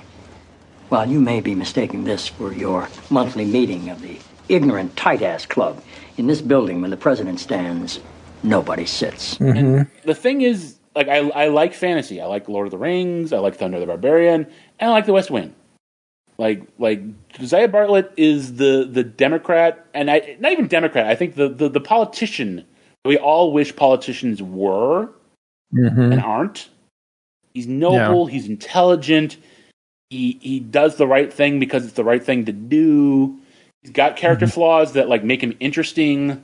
You watch the show and you're like, why aren't real politicians like? Why are they all scumbags? I especially the first couple seasons, I really enjoyed the show. And it's funny because he was not supposed to be as big a character as he turned out to be. The president, yeah. The president. He was supposed to be like this unseen figure for the most part. And it's the same thing with Star Trek. It's like, well, the president's the most important guy. You got to have him on the show. But fortunately, they cast Martin Sheen, who's a fantastic actor. Yes. So, and it also had Eddie Carr from Jurassic Park, which is why when Lost World came out, I was like, oh no, Eddie Carr got ripped in half. Oh no. Although this came out after Jurassic World. Yeah. Lost World, yeah. Huh. So the funny thing about these two shows, before we move into the new millennium, I see, again, because I'm on Instagram and Facebook Reels all the time, I sometimes see the Drew Carey season clips, but I see the Aisha Tyler clips more. And I see Ryan and Colin doing all kinds of stuff. I see Wayne and a few of the other guest hosts and whatever do stuff. The West Wing clip I see come up all the time now for some odd reason is the clip where they're trying to quote the Bible to him about where he can't do something. That's the very first episode. Okay, good. Thank you for explaining it to me, because I've never seen a single episode of the show. But it's the very first. Well, I'll set it up for you. It's the very first episode, and these guys are like very pious, very blah blah blah. Yep. We're religious guys, and we believe in God, and and then he like comes in the middle of that and like quotes the Bible because he's studied religion. He's I think he wanted to be a priest. The character wanted to be a priest. Just like completely punks them.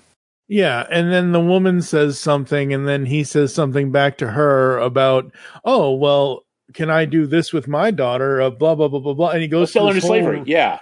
Right. Yeah. And he goes through this whole because he enters the room and he goes, I am thy Lord, thy God. Which is yes. is how they first meet the character. Yeah, exactly. Yeah. I was like, damn, okay, well, I'm not really one, like, have I watched political based television in my 45 years of this planet? Yes, but it's not really my thing. But damn, I'm like, maybe I should kind of be watching The West Wing to. Oh, there's a great. I just remember there's a great episode. Like the actress who played his secretary died in real life. Okay. They wrote it into the show that she died in a car crash, and there was this whole thing where he was being attacked for something. I can't even remember, but he's getting a lot of attacks for something else. And the whole thing is like his secretary, who's been like kind of almost like a mother figure to him, has died. Right. And he gives her eulogy at like the big cathedral in Washington. And there's this horrible thunderstorm. And it's literally like he's basically telling all the people coming after him, like, fuck off. But he's doing it in this eulogy form. And it's this amazing speech. And the heavens are roaring. And it's, I mean, it's when it was great, it was great. Yeah. Very cool, very cool. We enter the new millennium, 2000. Hoot Gibson. Hoot. No, I'm sorry. I always do that with the theme song. CSI. Crime Scene Investigation. I think it was William Peterson? Yes. The guy, well, he was from Grissom. Manhunter. I remember he was from Manhunter. Grissom, yeah. This is another show that I kind of watched when it came out, but I got into it in reruns again. Hey, guess what? Mankind has reached a new evolutionary plateau, and starting tomorrow, no one will rape, murder, or maim again. No. Too bad. We were both right. That's a federal offense, I went down a rabbit hole of like, all the episodes. I think it kind of fell off a little bit when he left because I liked him. Mm-hmm. Again, it's not one that I feel very strongly about. It's just I had to pick one for 2000, and I like CSI. And they had the Mythbusters one episode as like background characters. Yeah, so this show, I'm trying to remember where this was when they debuted this show. This was another one of those things of, I wonder what I'm going to watch. Is it this or something else kind of thing? And I think this was the first. I want to just make sure this was the first thing I really noticed him in. But then as I would watch stuff, I ended up going back. He was the father in 1996 film Fear opposite Mark Wahlberg. He played the dad in that of the girl that Mark Wahlberg's character was stalking. And he was also Secret Service agent Richard Chance in the 1985 film made into a film by the book To Live and Die in L.A. So in that movie in 85, which is 40 years old this year, To Live and Die in L.A., he plays opposite it's not Voight. It's who's in that? It's is it Taggart? I think it's Taggart. Yeah. No, it's John Pankow. John Turturro is in it. Also, Willem Dafoe plays the villain of the book in that movie. But anyway, William Peterson. Ever since seeing CSI, I've loved that guy. Just absolutely love him. He's so cool. Yeah, he was also, like I said, he was also in Red Dragon, which I mentioned during my Silence of the Lambs, because he wasn't Red Dragon, it was Manhunter. It was Michael Mann from Miami Vice's adaptation of Red Dragon, which was like Brian Cox was Hannibal Lecter. It was good. Like Silence of the Lambs, but it was pretty good. Yeah. 2001. So when we were doing your list, we talked about Survivor and Big Brother. And I watched both of those. Thing is, the thing about Survivor is, like, after the third episode, they're all dirty, they're all starving, they're all miserable. Like, unless you really hate, and I do really hate people, which is weird, but like, unless you really, really hate people, it's just not fun. The year after that came with The Amazing Race, and I really liked that show early on. It was always moving, you're always going to a different location, doing things. It was like Survivor or Big Brother, but like the scenery always changed. It was exciting, and Phil Keegan was a good host. And I just remember there was one year, where the final lap was in this one couple's hometown, and so he started like driving around weirdly, randomly to throw off the people that were following him. And they were like, "Well, that's not where you're supposed to go." So they went to the finish line. And he's fucking around over here, like trying to throw them off the trail. And they went to the finish line and won. Oh no, that's hilarious. He was a jerk anyway. I really, really like that show. I think it's still going too. But they're all still going. I'm sure. It's reality TV for you. Well, it's cheap to make. That's the advantage. 2002. 2002. This one I think is an underrated. Like, it's weird. It's like people who know it like it, but like it doesn't get talked about as much as some of the other Cartoon Network shows. It's Codenames Kid Next Door. Oh yeah, I think is a great show. It's got incredibly deep lore. It's got great episodes. It's very fun. It's got a lot of smart little details underneath the surface. Yay, strawberries! That was close. Now, where were we? Okay, talk. We know you're hoarding all the soft serve in your ice cream factory. We also know there's a defense system to keep us kids out. What's the password? I don't. It's Frosty. The password's Frosty. Figures. Hey, number one, you might want to check this out. A roadblock. Quick, tell number 4 to turn the truck around. I am number 4. And it had like every character, when they would have a spotlight episode, that they each had their own kind of like feel and theme to it. Right. I just remember that number 5, their things were always Indiana Jones type adventures. Where number 2s always were like these goofy 80s comedy adventures. And then it had like number 2's brother was the Tommy. The Tommy. His little brother was the Tommy. The Tommy. Because he was rejected by the kid next door, so he went rogue and became the Tommy. They had a TV movie that was number 0, which was fantastic. It should have been the finale. The finale was still pretty good. But it should have been the finale. It's a great show. It's overlooked. Because I mean, Courage is a great show. Dexter's Lab is a good show. Like a lot of Cartoon Network stuff is pretty decent. The original Powerpuff Girls is good, but Codename Kid Next Door was like a gem. Absolutely. 2003. Am I missing an eyebrow? Mythbusters. I love Mythbusters. There was this whole genre that I really enjoyed of like, Mythbusters really wasn't one of them, but like you go and you build a thing, like Junkyard Wars and all these kind of things. Like I like that. I like Mythbusters. I always enjoyed when they would tackle movies. They did Batman.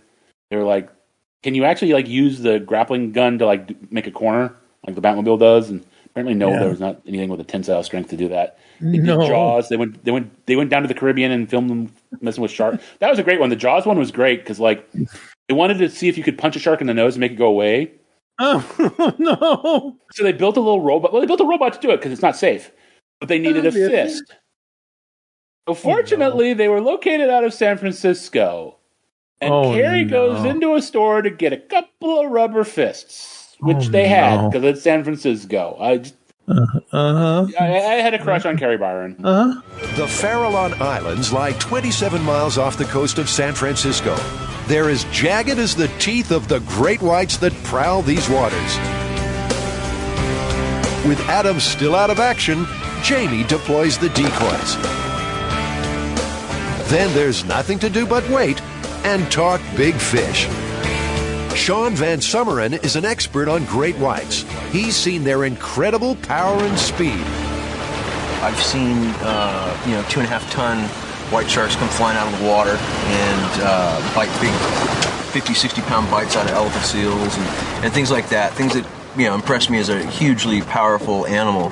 In terms of withstanding, repeated point-blank shots to the head and dragging several barrels under it, for days on end and sinking boats and plucking crewmen off the deck and things like that. It's pretty fanciful. A great white speed has never been clocked. However, during aerial maneuvers like this, it's estimated they travel between 20 and 25 miles per hour.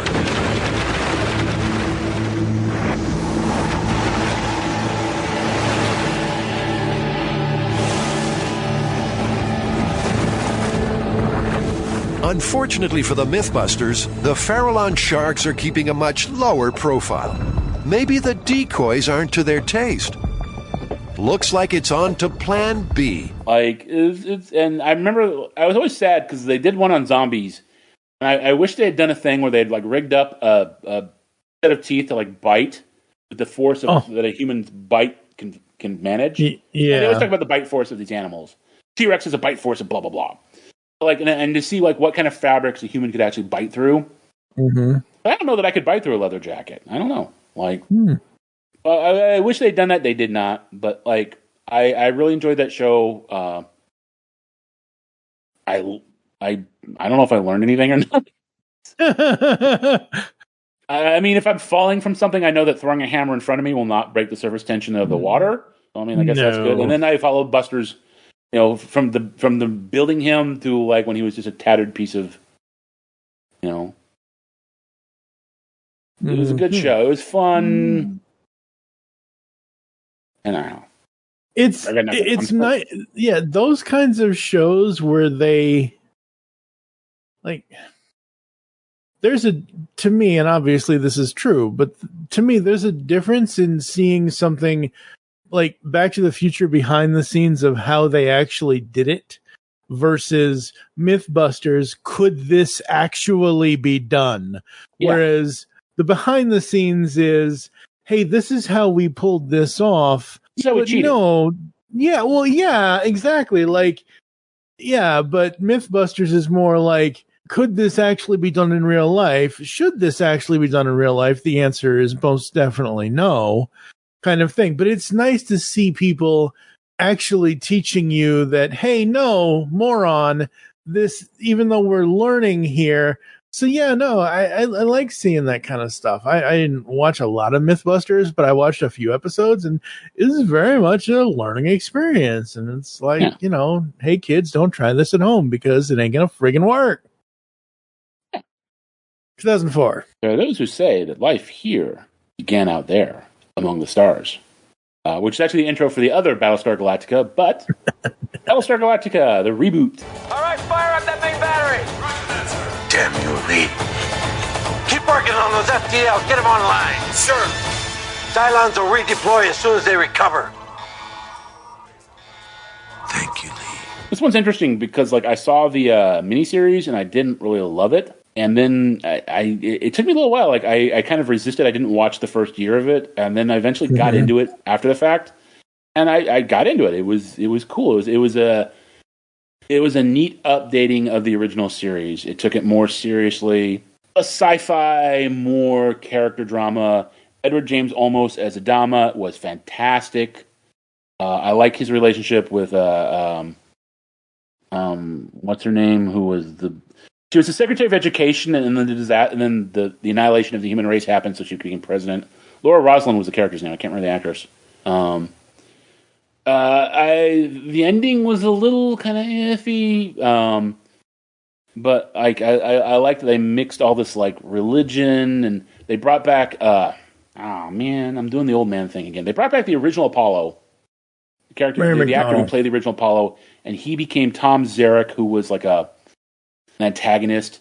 And there's a great moment where he's a prisoner on a prisoner barge, and he takes over the prisoner barge, and they send Apollo in. So the original Apollo tells the story of Apollo to Apollo. That's not confusing at all. The only thing they couldn't have topped it. The only thing they could have topped it is that they'd gotten Dirk Benedict to do something. But Starbuck was a good character, and the whole sequence on New Caprica, the whole rescue of New Caprica, is the most amazing goddamn sequence just in any sci-fi show ever. Damn you, Lee, bless you, Lee. Because he brings in the Pegasus and to protect the Galactica is going to be destroyed. And Lee brings in the Pegasus, which was supposed to stay behind, and saves them. And it's just the music was great. Bear McCreary. Yep, it's the first I ever heard of him. I just saw him on Red Letter Media. He's kind of a cool dude. He's also a very talented musician. Just Battlestar Galactica was the only problem. The only thing that really hurt it was that they would blow the budget once a year on the big space battle. So everything else had to be bottle episodes. But they were good bottle episodes generally. Yeah. Mary McDonnell as Lauren Gosling. That's yep. All right, where are we now? 2005. Yes, the Fire Nation attacks. Avatar: The Last Airbender. This is the original Nicktoons series. Previously on Avatar. You ran away. And then the Fire Nation attacked our temple. My people needed me and I wasn't there to help. I'm done dwelling on the past. I'm here now and I'm going to make the most of it. Commander Zhao, I've been hunting the Avatar for 2 years and you failed. This is not the Netflix series. This is not the movie. Yes. We speak not of the movie. Yes, we don't speak of the blue people. We got it. No. This isn't the blue people. What's his name? I know. That's what I'm saying. What a Swiss guy did a movie based on Avatar: The Last Airbender. Cameron. Sixth Sense. Unbreakable. That guy. Bruce. Shyamalan. Shyamalan Ding Dong. Shyamalan did a movie version of this. Not Cameron. Okay. This is if you've ever watched the movie, it's clearly not Cameron. The point being, this was a great cartoon. Oh, and also not Korra. Korra screwed everything up and was terrible. Because the whole thing is there was there was two guys that created the show and they got all the credit. But the show was actually, it's kind of like a Star Trek situation where the two guys who created the show got all the credit, but there was a third guy who actually made the show good. Mm-hmm. And then he left after the original run. So they did this. They did Korra because they're like Roddenberry. They get all the credit, but nobody remembers Gene Kuhn, who actually created the Federation and the Klingons and the Prime Directive. Little unimportant things about Star Trek. Oh, it's Roddenberry. It's Roddenberry. But yeah, the original series, the first season is okay. It's a kids' TV show. It's action adventure.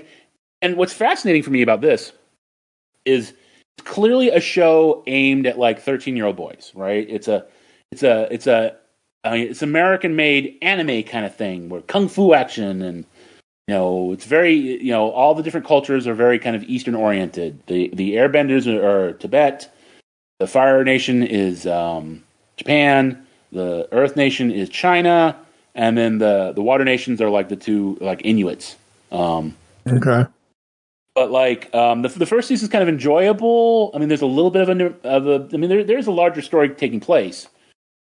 The second and third seasons is fire. It's amazing. They get their act together. They tell a cohesive story. Zuko is one of the greatest characters ever, but he's eclipsed by his uncle Iroh, who is one of the greatest characters ever. Imagine Dumbledore, but a cool martial arts badass. Nice. And that was Mako's final role, and sadly he died. And it's so good, and it's just then they were let's make a movie out of it. Let's get M. Night Shyamalan, and then that was bad. And then the Netflix one. Well, first of all, they cast all the characters as white kids. It's the one time it would be appropriate. It's a great show. I love it. I said it was meant for 13-year-old boys. Well, in 2008, I went to the New York Comic Con. Mm-hmm. And I went to the Avatar panel. and it was filled with teenage girls. Like, I think the problem with the show is that it was supposed to be a boys' show. Like, there were Lego sets, there were action figures, but like it was girls who really loved the show, and I think that kind of like caused Nickelodeon to want to sandbag it a little bit because they couldn't advertise to the right. Like, the advertisers didn't want to, girl advertisers didn't want to advertise on a boys' show, and I think that's why Korra, the next Avatar was a girl. And it was all about relationships and yeah. Get your relationships out of my avatar. You can have relationships, but like the whole 4-way quadrangle nonsense, and then they like what they did that really annoyed me is it was so cheap and cowardly. In Legend of Korra, the last shot of the last episode, so they couldn't be hurt by it. Oh, Korra and Asami are together. They hold hands. It's like, you cowards. You are going for like points for having your character be gay, but you didn't want to do it when the show could be canceled. Yeah. Like just, that was gut. And, and considering they were both like going for the same guy in the first season, it's like, okay. But like, just, we're going to be progressive. We're just going to do it in a way that we can't damage our show or hurt our prospects going forward. Like, boo, cowards. The original Last Airbender is really good. Very cool. 2006 was a rough one. Now, I've often said, you look up stuff on Wikipedia. I look them up on IMDb, and I get a list of about 50 entries, and then I can go for more, right? 50 more. For 2006, it was 50 more, 50 more. I'm like, oh no, 50 more. Oh no, 50 more. And like, I finally saw it. I was like, yes! Who wants to be a superhero? On the Sci-Fi Channel, Stan Lee holds a contest for real-life superheroes. And the winner will get his own TV movie for Sci-Fi Channel and apparently a comic book, which sort of happened. Apparently the winner ended up on like, as a cameo on Megapython, I believe. Oh, deal. Every really good superhero has what's important on the inside, and that's what we'll test you on. What I remember the most, the thing I loved most about this was one of the guys got kicked off the show. It came up that he had been a male stripper. Oh no! The funniest thing is like Stan Lee is giving this big speech about how superheroes have to be, the paragons of morality and just perfect moral people, and we can't have a stripper. Meanwhile, right literally behind him is this giant wall-sized picture of his character, Stripperella. Oh, and he's yeah. A stripper can never be a superhero. This is like, Stan, did you forget? Stan, no, he's just cashing the check, man.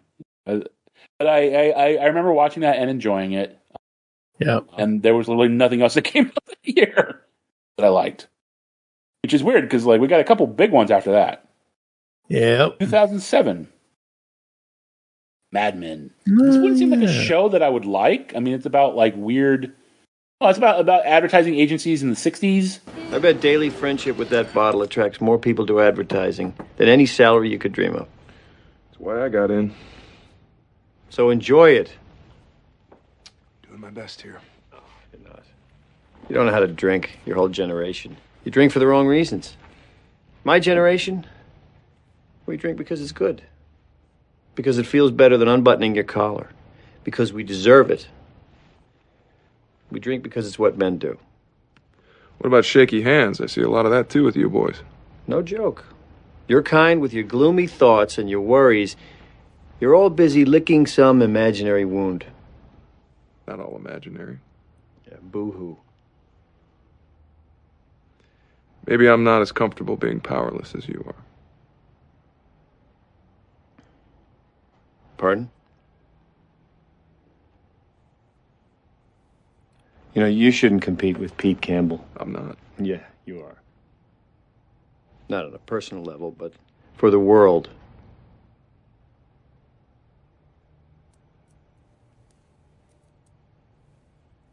I don't know. Maybe every generation thinks the next one is the end of it all.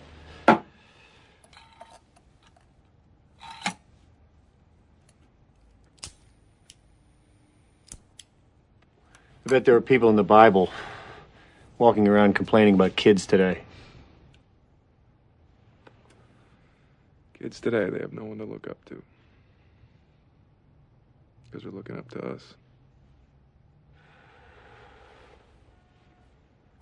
But like I when I got into this, I was and, you know, the fact that the character's name is Don Draper. I literally have an uncle named Donald. Yep.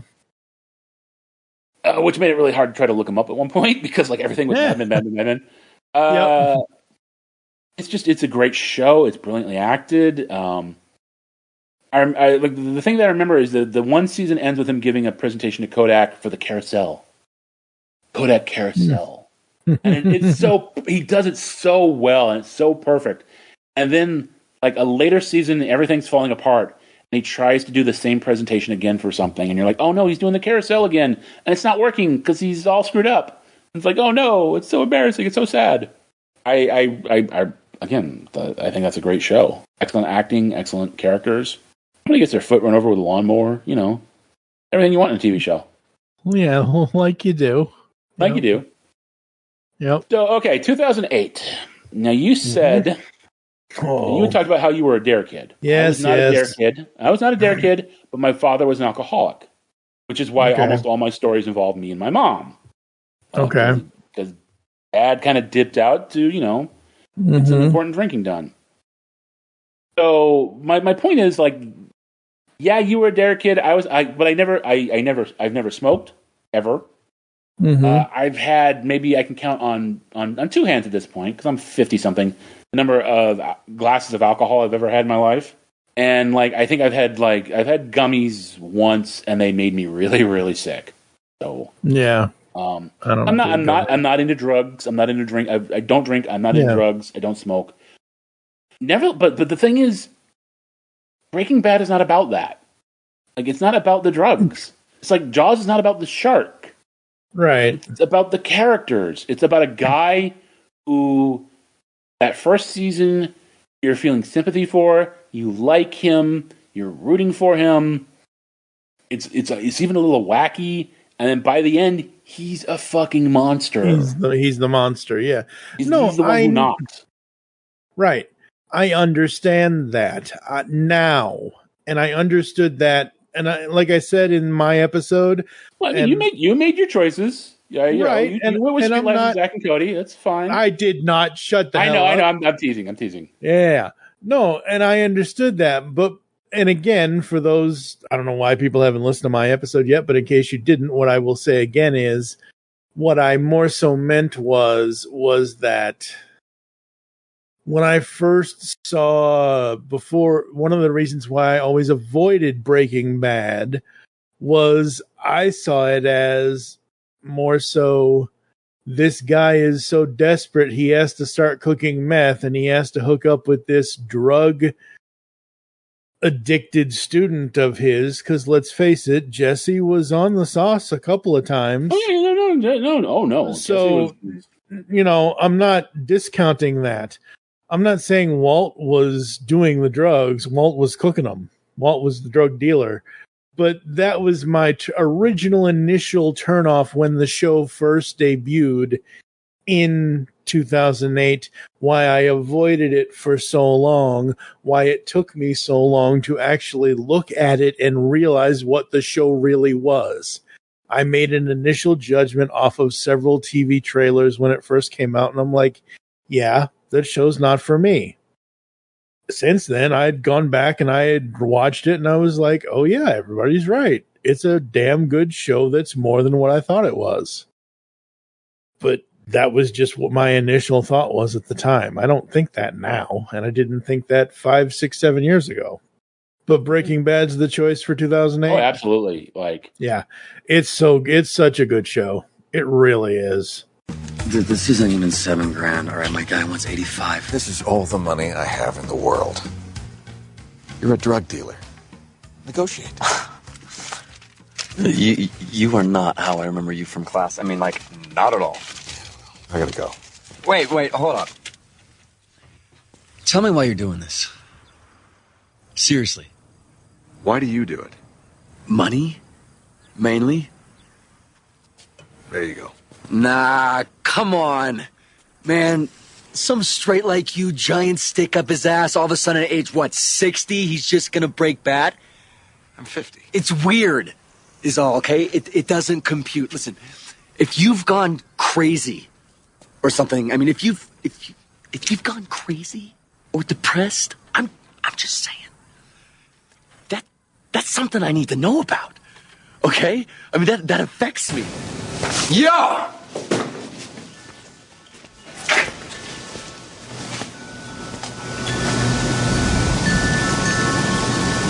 Want to cook? It's got great lines. It's got great action. It's got that. I can't remember if it's the third season is the one with the airline crash that happens before the season. And he's got the Pontiac Aztec that keeps getting wrecked. Like that whole season is that stupid Aztec that keeps getting destroyed. And a little teddy bear in the pool. And you're like, what the hell is going on? And then at the very end, it's like, whoa. And that's a great show is the one that makes you go, whoa.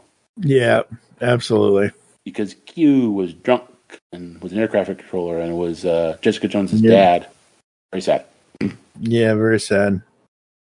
Very 2009. This one's maybe an obscure one. 2009 was a weird year for me. That was the year that my mother was diagnosed with cancer and had surgery, and it went very, very, very, very, very, very, very, very.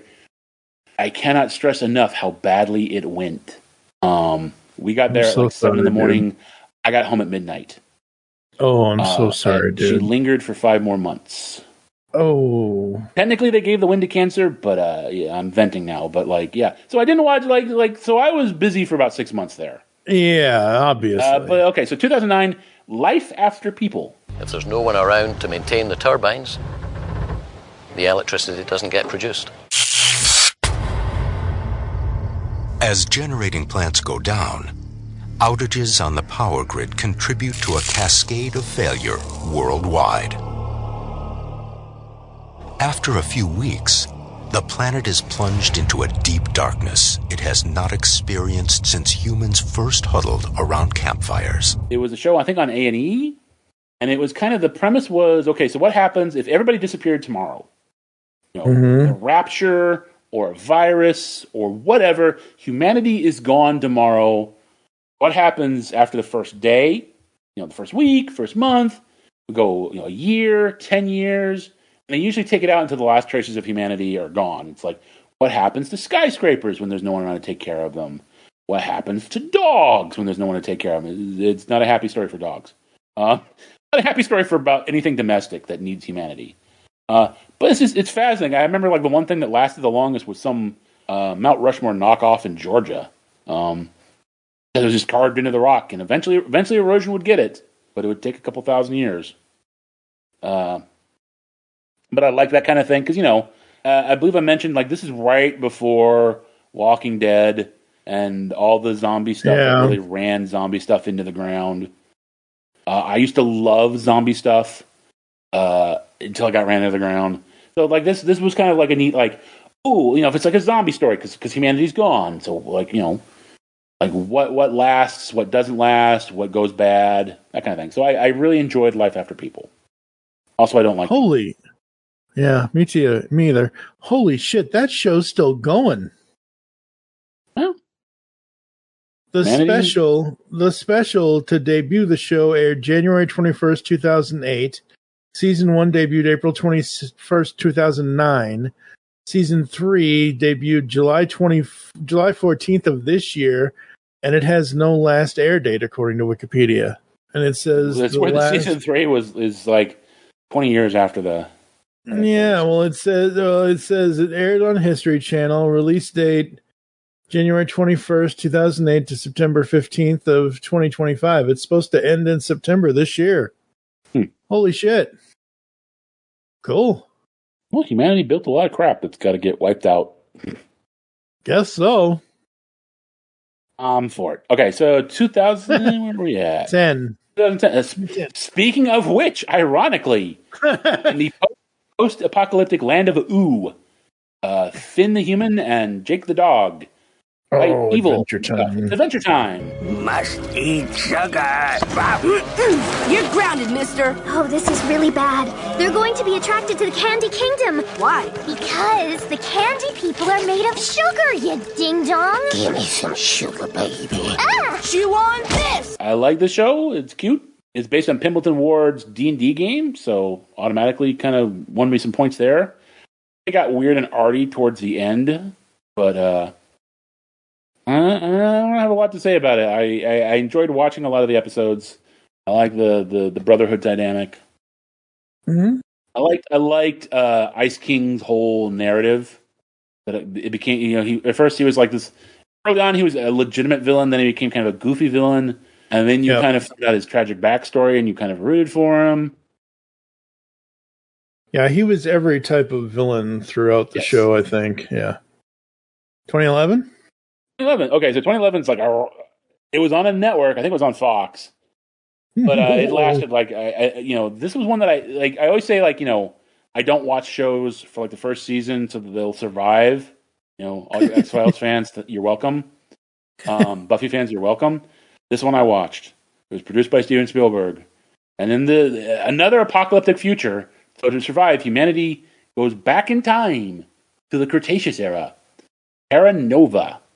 Yes. About a family that sneaks through they're not supposed to be able to get in the program, but they do, and they go back in time to Cretaceous era, where there are a lot of Carnotauruses, but not a lot of Tyrannosauruses. The bad guy from Avatar basically plays the same character, and a little joke in my collection, I have his figure from Avatar, and he has a line in Terra Nova where he's like, "I hate Carnotauruses."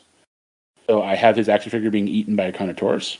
It barely lasted, and it was taking some weird twists towards the end, and I'm just like, look, it had dinosaurs and Steven Spielberg. So yep. And then they established it was not. It was one of these weird. It was kind of, if you remember from Endgame, how they explained how going back in time sets a different branch. Yep. Yeah, because they were like, well, we realized we can't alter our own future somehow. There was a rock or something they sent back in time, and it didn't show up in the future. So they're like, okay, so this is a different timeline that we're screwing up with humanity. All right. Post-apocalyptic nonsense is over. 2012. So I want to tell a story about my dear friend Molly. I hope she never hears this because she's going to be upset. Oh, but no. She mainly she got into this show and got into comic books in general. Comic book Stephen Amell's abs. Arrow. Okay. Arrow. Yeah. The first of the WB Arrowverse. Yep. Arrowverse. What do you see? 6 armed guards, 2 pit bosses, and 4 men. No slot machines. I mean, how do you call yourself a casino without any lucky sevens? Stay focused, please. I'll be with you the entire time. Thanks. Feels really good having you inside me. And by you, I mean your voice. And by me, I mean my ear. And stop talking right now. That would be my preference. The thing about this one, the second season is probably the best one. But for some weird reason, that first season is a weird hybrid of comic books and Fox, teen dramas, the OC and whatever. Yep. I don't know why, but I really dug that bizarre vibe. Yeah. I like that first season. It's weird. The second season with Deathstroke is better. But I enjoyed for a while. I enjoyed the Arrowverse, and Arrow was its flagship. I thought he was a good character. I thought it was interesting.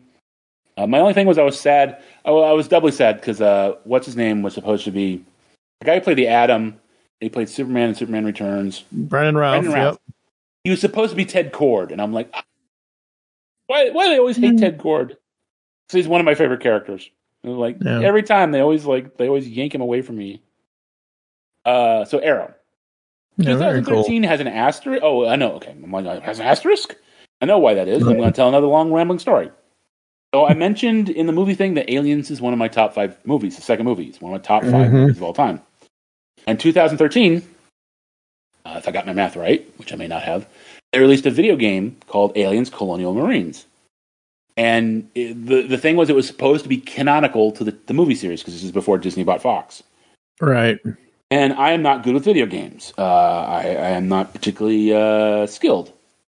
But I was curious about it because it was supposed to be the canonical. The story was supposed to be canonical. So I ended up going on this thing called the YouTubes, and I watched a playthrough of Aliens. And it turns out that the game had this weird, complicated history and was very bad.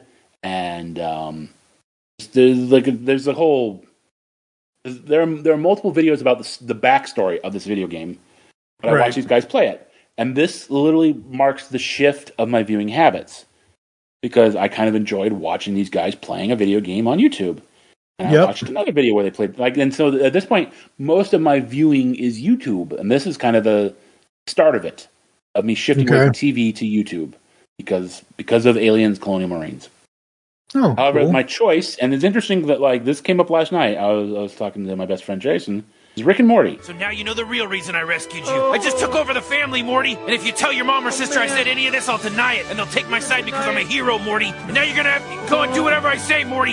Forever. And I'll go out and I'll find some more of that Mulan Szechuan teriyaki dipping sauce, Morty. Because that's what this is all about, Morty. That's my one-armed man. I'm not driven by avenging my dead family, Morty. That was fake. I'm driven by finding that McNugget sauce. I want that Mulan McNugget sauce, Morty. That's my series arc, Morty. If it takes 9 seasons, I want my McNugget dipping sauce, Szechuan sauce, Morty. That's what's going to take us all the way to the end, Morty. 9 more seasons, Morty. 9 more seasons until I get that dipping Szechuan sauce. For 97 more years, Morty. I want that McNugget sauce, Morty. I guess the new season just came out or just ended. I was kind of like, eh. And he was like, "You're the one who got me into Rick and Morty." And I'm like, "Was I?" He's like, "Yeah." I'm like, "Oh, okay." But yeah, I particularly the early seasons, I really enjoyed Rick and Morty. I have I've cleaned it out, a little carton of Szechuan sauce when they brought it back. I was one of those guys. But I think what I loved in the early seasons was I am big on lore, narrative, and overarching story structures. And I think the problem with Rick and Morty is that they teased all that, and they also did like a Venture Brothers thing where it's like, "Aha, you're stupid for caring about this." I think after 2 or 3 seasons of, "Haha, you're stupid for caring about this. You're stupid for caring about this guy. You're stupid for caring about this story plot point." It's like, okay, well, good luck with you. Have fun. But for the time, I was really into it. So you make the list. Very cool. 2014. Barry, when you approach a new environment, do you case every inch of it? You could. You have the time. But you don't. You just run in blind. There's a difference, Barry, between having powers and having precision. When I came to you thinking about going out and helping people, you said I could be an inspiration. Living this life, well, it takes more than a mask. It takes discipline. And since you are probably as stubborn as I am... what is that for? You're going to run over there, you're going to come back at me, and you're going to get hit with an arrow. No, I'm not. Yes, you are. Okay, fine. I will humor you. Ready? Ready.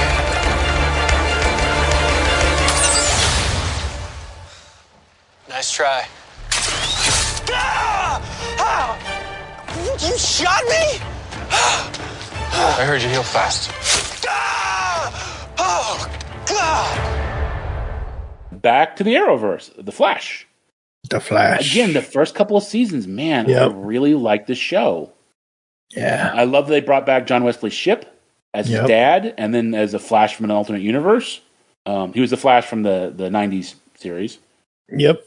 They brought back Mark Hamill as the Trickster. He was great. He was so underused, but he was great. Because they did him as both the 90s show Trickster, and they did him as a modern, creepy Hannibal Lecter version of the Trickster. Yep. My only issue, part of the reason that this show fell out of my kind of radar is because every season it was another speedster. Like the big bad was always another speedster. You always had to go faster, and it's just like after the third time, I'm just like, okay.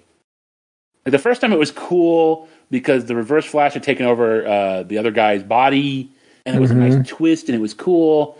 And I was like, okay, he's got to go faster. And then like he's another speedster, and you got to go faster than him. And he's another speedster, and you got to go faster than him. It's like, oh, okay, What's wrong with the Weather Wizard? What's wrong with Pied Piper? I mean, I still remember there's one where they brought in King Shark. I think no, like the guy, the big shark dude. Yeah, King Shark. King Shark, and like there's a bit where he's running on the water and like spinning it around, like Flash is running on the water, running around and around King Shark, and it's like, yeah, it's comic book stuff. I love that crap. I eat that up with a spoon. Like more King Shark, less angry speedster, dude. Jumping from DC to Marvel, another one that we have in common. 2015, Daredevil. Now I love season 2 better than the first season. But the problem is I love half of the second season better, and then the other half I don't. It's okay. Like the half with the Punisher is amazing. There's a sequence in the hospital where he's like fucking Jason Voorhees. He's terrifying. The Punisher was so good, and then you get that episode in the middle of the season with the Kingpin I talked about on your episode, where like you see him take over the prison. And he really goes from being Wilson Fisk, corrupt businessman, to the Kingpin. Yep. The hell is this? I'm in control now. And I've set you free. What does that mean, free? I'll show you.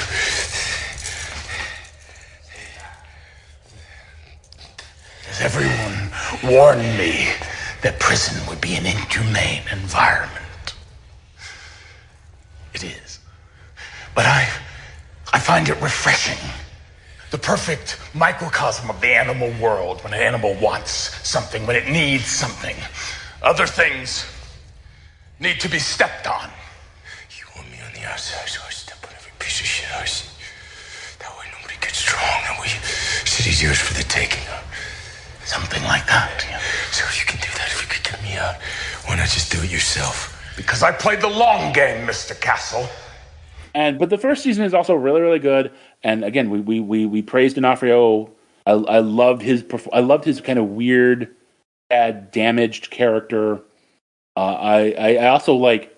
I remember watching it the first time and being like, boy, like people in New York have really like everyone had really nicely shaped lips for some reason. They had really well shaped lips. But yeah, Daredevil was great. That was like peak.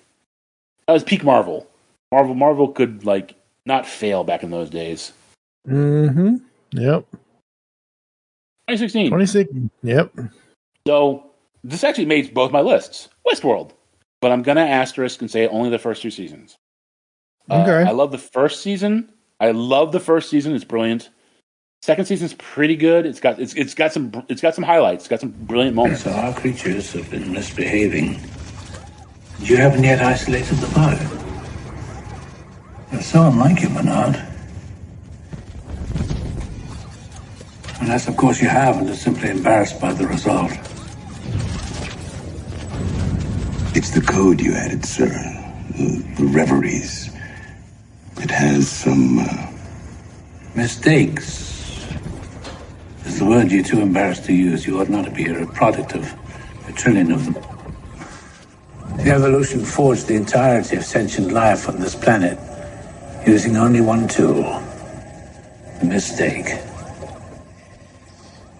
I flattered myself we were taking a more disciplined approach here. I suppose self-delusion is a gift of natural selection as well. Indeed it is. But of course, we've managed to slip evolution's leash now, haven't we? We can cure any disease, keep even the weakest of us alive, and one fine day, perhaps we shall even resurrect the dead. Call forth Lazarus from his cave.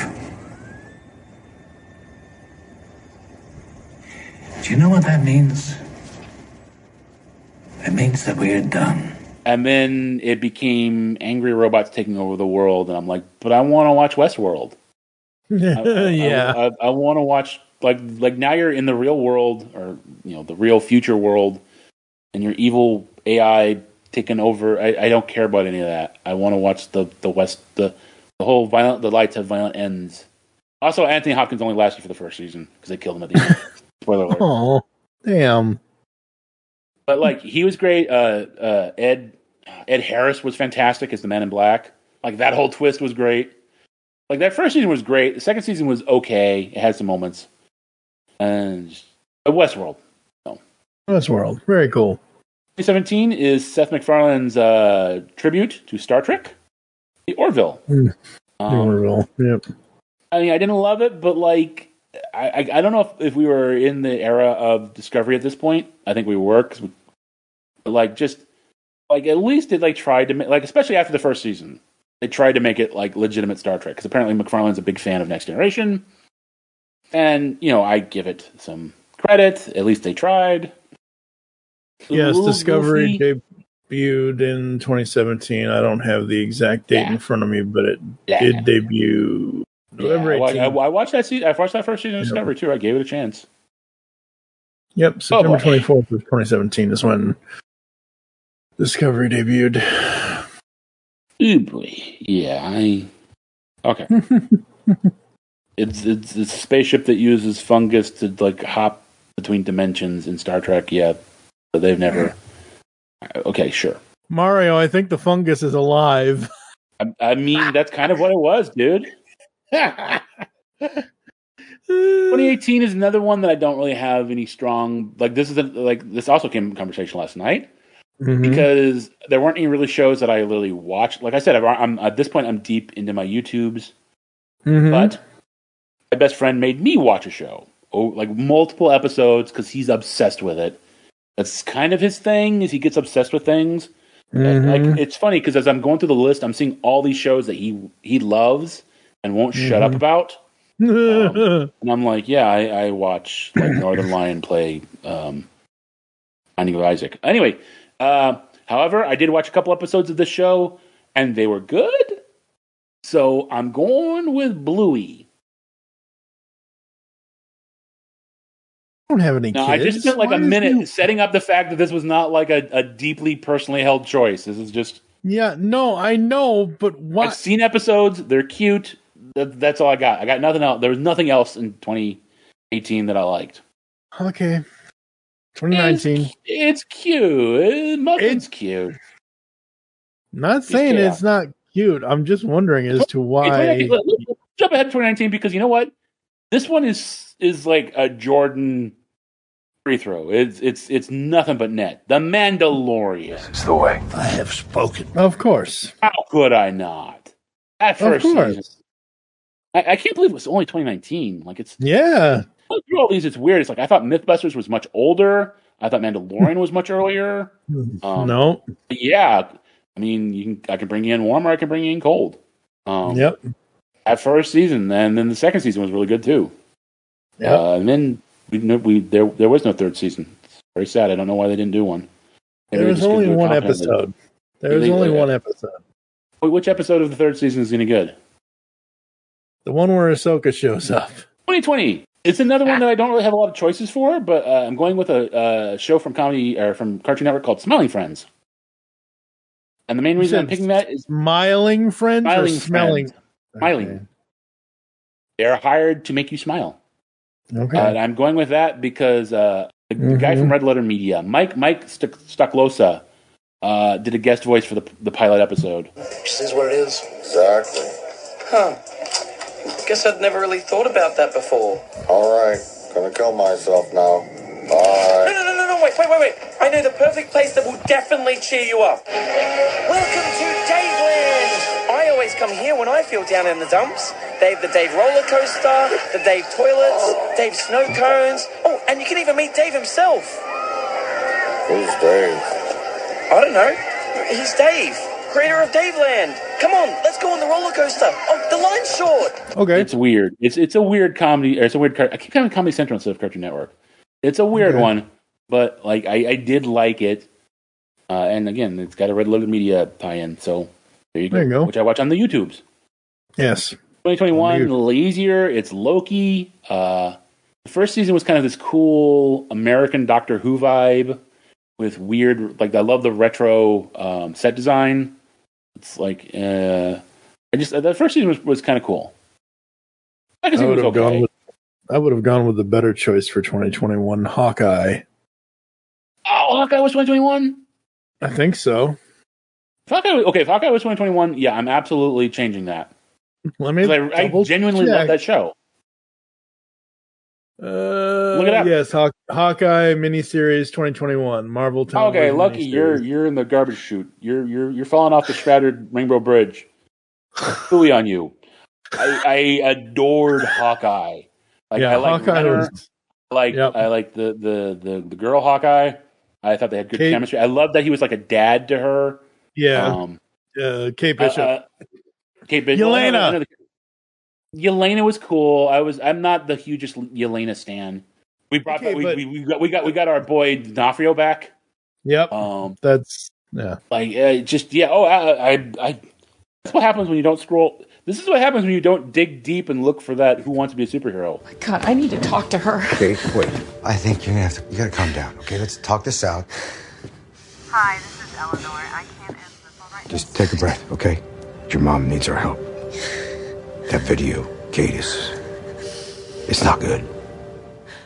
The Kingpin will not take this lightly. He's going to react. And he's going to do it in a big way. Clint, this is my mess to clean up. You should go home. You should be with your family. You can still make it in time for Christmas. Kate, you're my partner. Your mess is my mess. I'm not going anywhere until this is finished. See, this is why I don't use IMDb. I use Wikipedia. I made one mistake in a list of like 54 entries. Yeah, I know, it's okay, but no, I mean, okay, so I don't think I'm a Yelena stan. I'm more so like everyone I know is like, oh, Yelena, she's so great. It's like, yeah, she's okay. Okay, but like, what makes her great to me is the moments she has, specifically to Hawkeye, the moments she has with Kate, the interaction she has with Kate. Yes, I know. That's what makes her great to me. And again, for me, I haven't seen Thunderbolts yet. I don't know when it's. I don't know if it is. It's on video Disney now, but I don't know if it's on Disney yet. Yeah, I don't know if it's on Disney Plus yet or not. I don't know when it's coming. I'll get to it eventually. It just came out because Jason he bought the wrong copy. He was going to get it on 4K, but he got like, I don't know. It's like a thing that he got like a pop-up book. Yeah, from Walmart. Yeah, steel book. Yeah. So when that trailer hit, the trailer with whatever song is in the trailer, and she's jumping off the building, I was like, okay, I'm in. And she does the Yelena stuff and whatever. I was like, oh, okay, cool. But yeah, no, Hawkeye. Oh man, I'm glad you called me on that because I forgot about that. I'm like Loki. Who the fuck is Loki? Loki's a good show. Come on, it might be a good show. I haven't seen it, so I can't. Oh, for fuck's say anything about the actual show. But I hate his character. Well, it's not your list. I know it's not. I appreciate that you reminded me that a show I like much more was on. I know it's not my list. 2022. Unless you want to say anything else about Hawkeye. No. 2022, I did not need to be reminded of this show. It's pretty obvious. Andor. Like we've done episodes about Andor. Yes. I've licked its bottom pretty thoroughly. I love this show. And what do you sacrifice?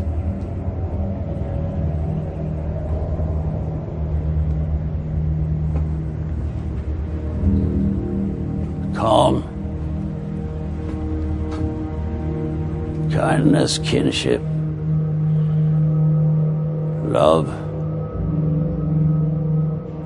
I've given up all chance at inner peace. I made my mind a sunless space. I share my dreams with ghosts.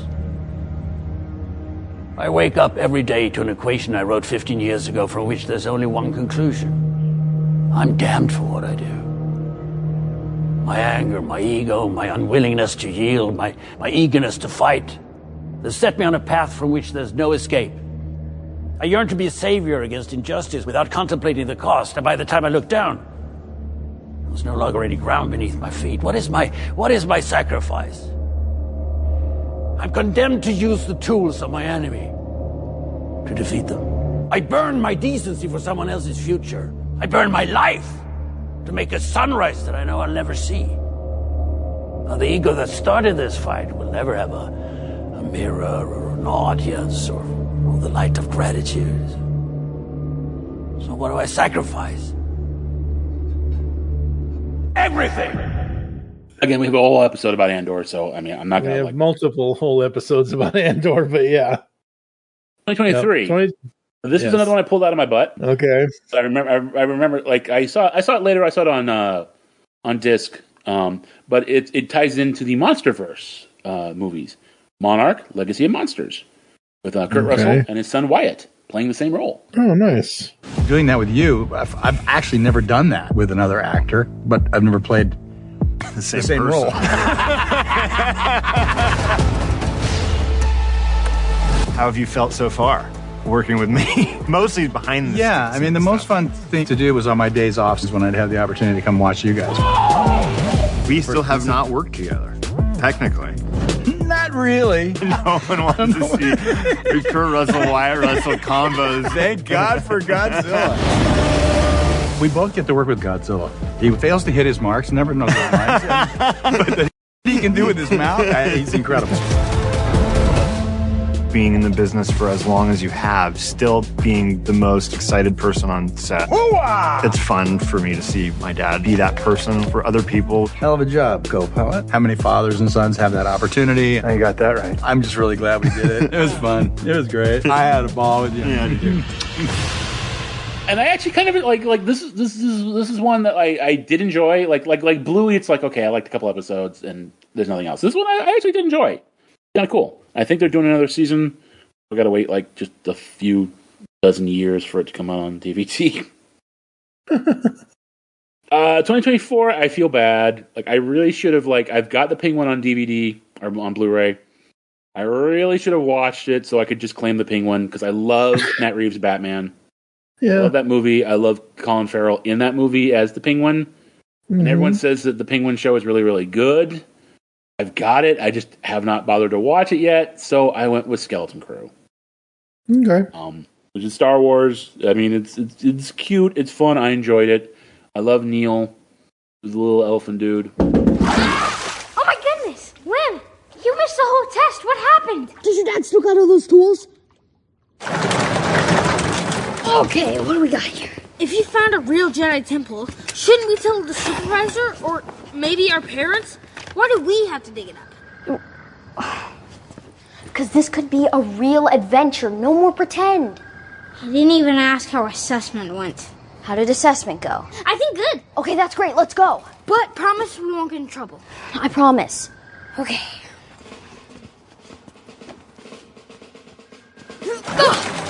It's good. I mean, this is a Loki Hawkeye thing. I think it's just that in this case I didn't see Hawkeye yet. Keep meaning to, but I just don't get around to it because I'm lazy. And then 2025. Now, at the beginning of your episode, I said that hey, modern streaming's kind of like the British version, where it's series, not seasons. Mm-hmm. And you know, you had your bullshit in your list. 1981. So, Andor. There was literally nothing else that was going to beat Andor second series. I have friends everywhere. I absolutely pick Andor twice. Okay. This. I'm just. There are probably days where the idea that this was coming kept me alive. To be honest. That's fine. And honestly, if I had to pick one, I would pick the second one because it's so good.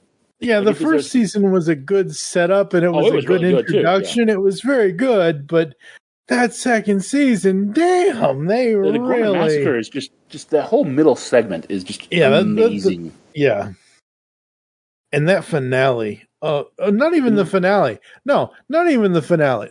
Like we said in those episodes, I personally feel, and once you actually go back and watch Hawkeye, I feel like we needed a little bit more with Hawkeye. Got 6 episodes, and that's all it got. Andor season 2 got 12 episodes. I felt at the end of episode 6, I was good to go. Like, I'm glad we had the other episodes, but at the end of episode 6, I was perfectly fine waiting for a season 3.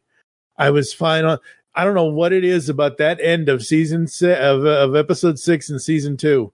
That music, the end of them just her being free of the guy and getting the revenge on him and blowing the thing up and Andor coming out of the shadow and that music swelling at the end of that episode, I was like, okay, I can wait 6 more months for the next episodes or whatever. I'm good. I don't know what, man, that music that Nicholas Britell did for that end of episode 6 in season 2. God, but obviously we got episode 7 to 12, which is fine. And it was good. But yeah, no, Andor season 2, 2025. All right, that's your list. My list, what is mine? Yes, the list, which is yours. That is, folks, this episode of Studio 2009. That is 54 years, Mr. David Draper's lifetime of television watching. And yeah, I haven't fully switched to the whole YouTube thing. I basically just watch a lot of the old stuff that I've seen. Like I mentioned in my episode, I just put on Forensic Files for background noise half the time sometimes, so there's that. I don't really watch too much else these days. I've kind of switched from video games to D&D for... Yeah. I'll play that and kind of have it running in the... particularly when they get into combat, it takes up a lot of time, so you just kind of have it running as noise in the background. Yep. And plus, when I'm watching stuff, honestly, and like I said in my episode, I'm watching stuff to podcast about it. So that's the other reason why I'm not just watching things. Well, folks, we're going to go to a quick podcast ad break. You're going to hear some podcast ads and some other stuff. We'll come back to close the show right after this. You're lucky the smart guard is on vacation this week. Hello, geeks and geekettes! Looking for a podcast that covers a vast array of topics? Then check out Altered Geek Unleashed, where we discuss our thoughts on this week's geeky news, tech, gaming, television shows, movies, cartoons, comics, and more. So, get altered, get geeky with the Altered Geeks, every Friday on the Geekcast Radio Network. Because the world needs another movie podcast. The Geekcast Radio Network presents for your listening pleasure the Cinema Geek. Hosted by Amanda, Kevin, Matt, and Dan. Each week we dive headfirst in the landscape of movies as we discuss movie news, play movie games, go in-depth on reviews, and even have a top 10 countdown or two. Also, don't miss our director retrospective series, where we review noted directors' movies film by film. Bottom line is, if you love movies and love podcasts, you need to experience the Cinema Geeks. You can find us on iTunes or geekcastradio.com. Hi, I'm Dan, and I'm the host of the Rock Nerd Radio Show, which airs live on HudsonRiverRadio.com every Wednesday evening at 8:30 p.m. Eastern Standard Time. It also gets backed up as a podcast, which you can find on your preferred podcasting platform. Every week on my show, I talk about all kinds of pop culture. I talk about music, I talk about movies, TV, comics, collectibles, and so much more. I also feature a guest on my show periodically, which you might enjoy. I have a couple of special segments on my show, one called the Cover Song of the Week and My Favorite Thing in the World This Week. If you think this sounds cool, check it out sometime. I hope you do. On the Simplistic Reviews podcast, we talk movies. We talk TV. We talk... Hello, Julie, what the heck are you doing? Trying to make our spots sound more exciting by adding explosions. Yeah, I'm pretty sure you could have got the point across with sound effects, not the real thing. Car. Download the show on iTunes or at simplisticreviews.blogspot.com. I'm sure your insurance company will cover that. No, they won't. No, they probably won't. Holy cow, that was totally out of left field. All right, folks, that's going to do it for episode 182 here inside Studio 2009, only on the Geekcast Radio Network. Any final thoughts, sir, before I run through the closing? Not really. I think I said everything I really meant to say during the movie one. I mean, it's and, you know, it is interesting. Like there were a lot more comedies on my TV list than my movie list, which you know, I think that reflects like I like my taste in comedy is more character oriented rather than, you know, heart slip on a banana peel kind of thing, which I think is more movie comedy. Where I'm not saying that movie comedy can't be sophisticated. I'm just saying I like the comedy to arise from the characters. So. Yep, absolutely. All right, movie and TV fans, as always, we want to thank you for joining us here inside Studio 2009. If you'd like to get in contact with us, leave feedback for the show, there are several ways to do so. Visit the website, geekcastradio.com, where you can listen to and comment on all of our content. You can comment right there on the website. There's a whole section there on every episode post. You can check us out on the store that we have, shop.geekcastradio.com. You can get t-shirts up to 4XL. You can get mugs. You can get all kinds of stuff over there. You can send any email to feedback@geekcastradio.com. You can check us out in any of the podcatching clients you choose to use. You can follow us on Twitter at GeekCastRadio for the network, at ITS Studio 2009, all one word for the show. I am at TF2 Mike. Dave doesn't do social media. No. Become a fan on Facebook. Go to facebook.com/GeekCastRadio Network, and also check out Studio 2009 podcast, as well as joining the Toy World Order's fan group, Toy World Order Fans Group. Join us next time when Dave and I will be discussing, for the 50th anniversary, that classic film, Jaws. I need a bigger podcast. I mean, we are on our way to 200 episodes, so I don't know how much bigger we can It's the get. line from the movie. Don't worry about it. I know. Yeah. The salsa shark needs a bigger boat. For now, I am TF2 Mike with Draper. You'll hear us back in the studio soon.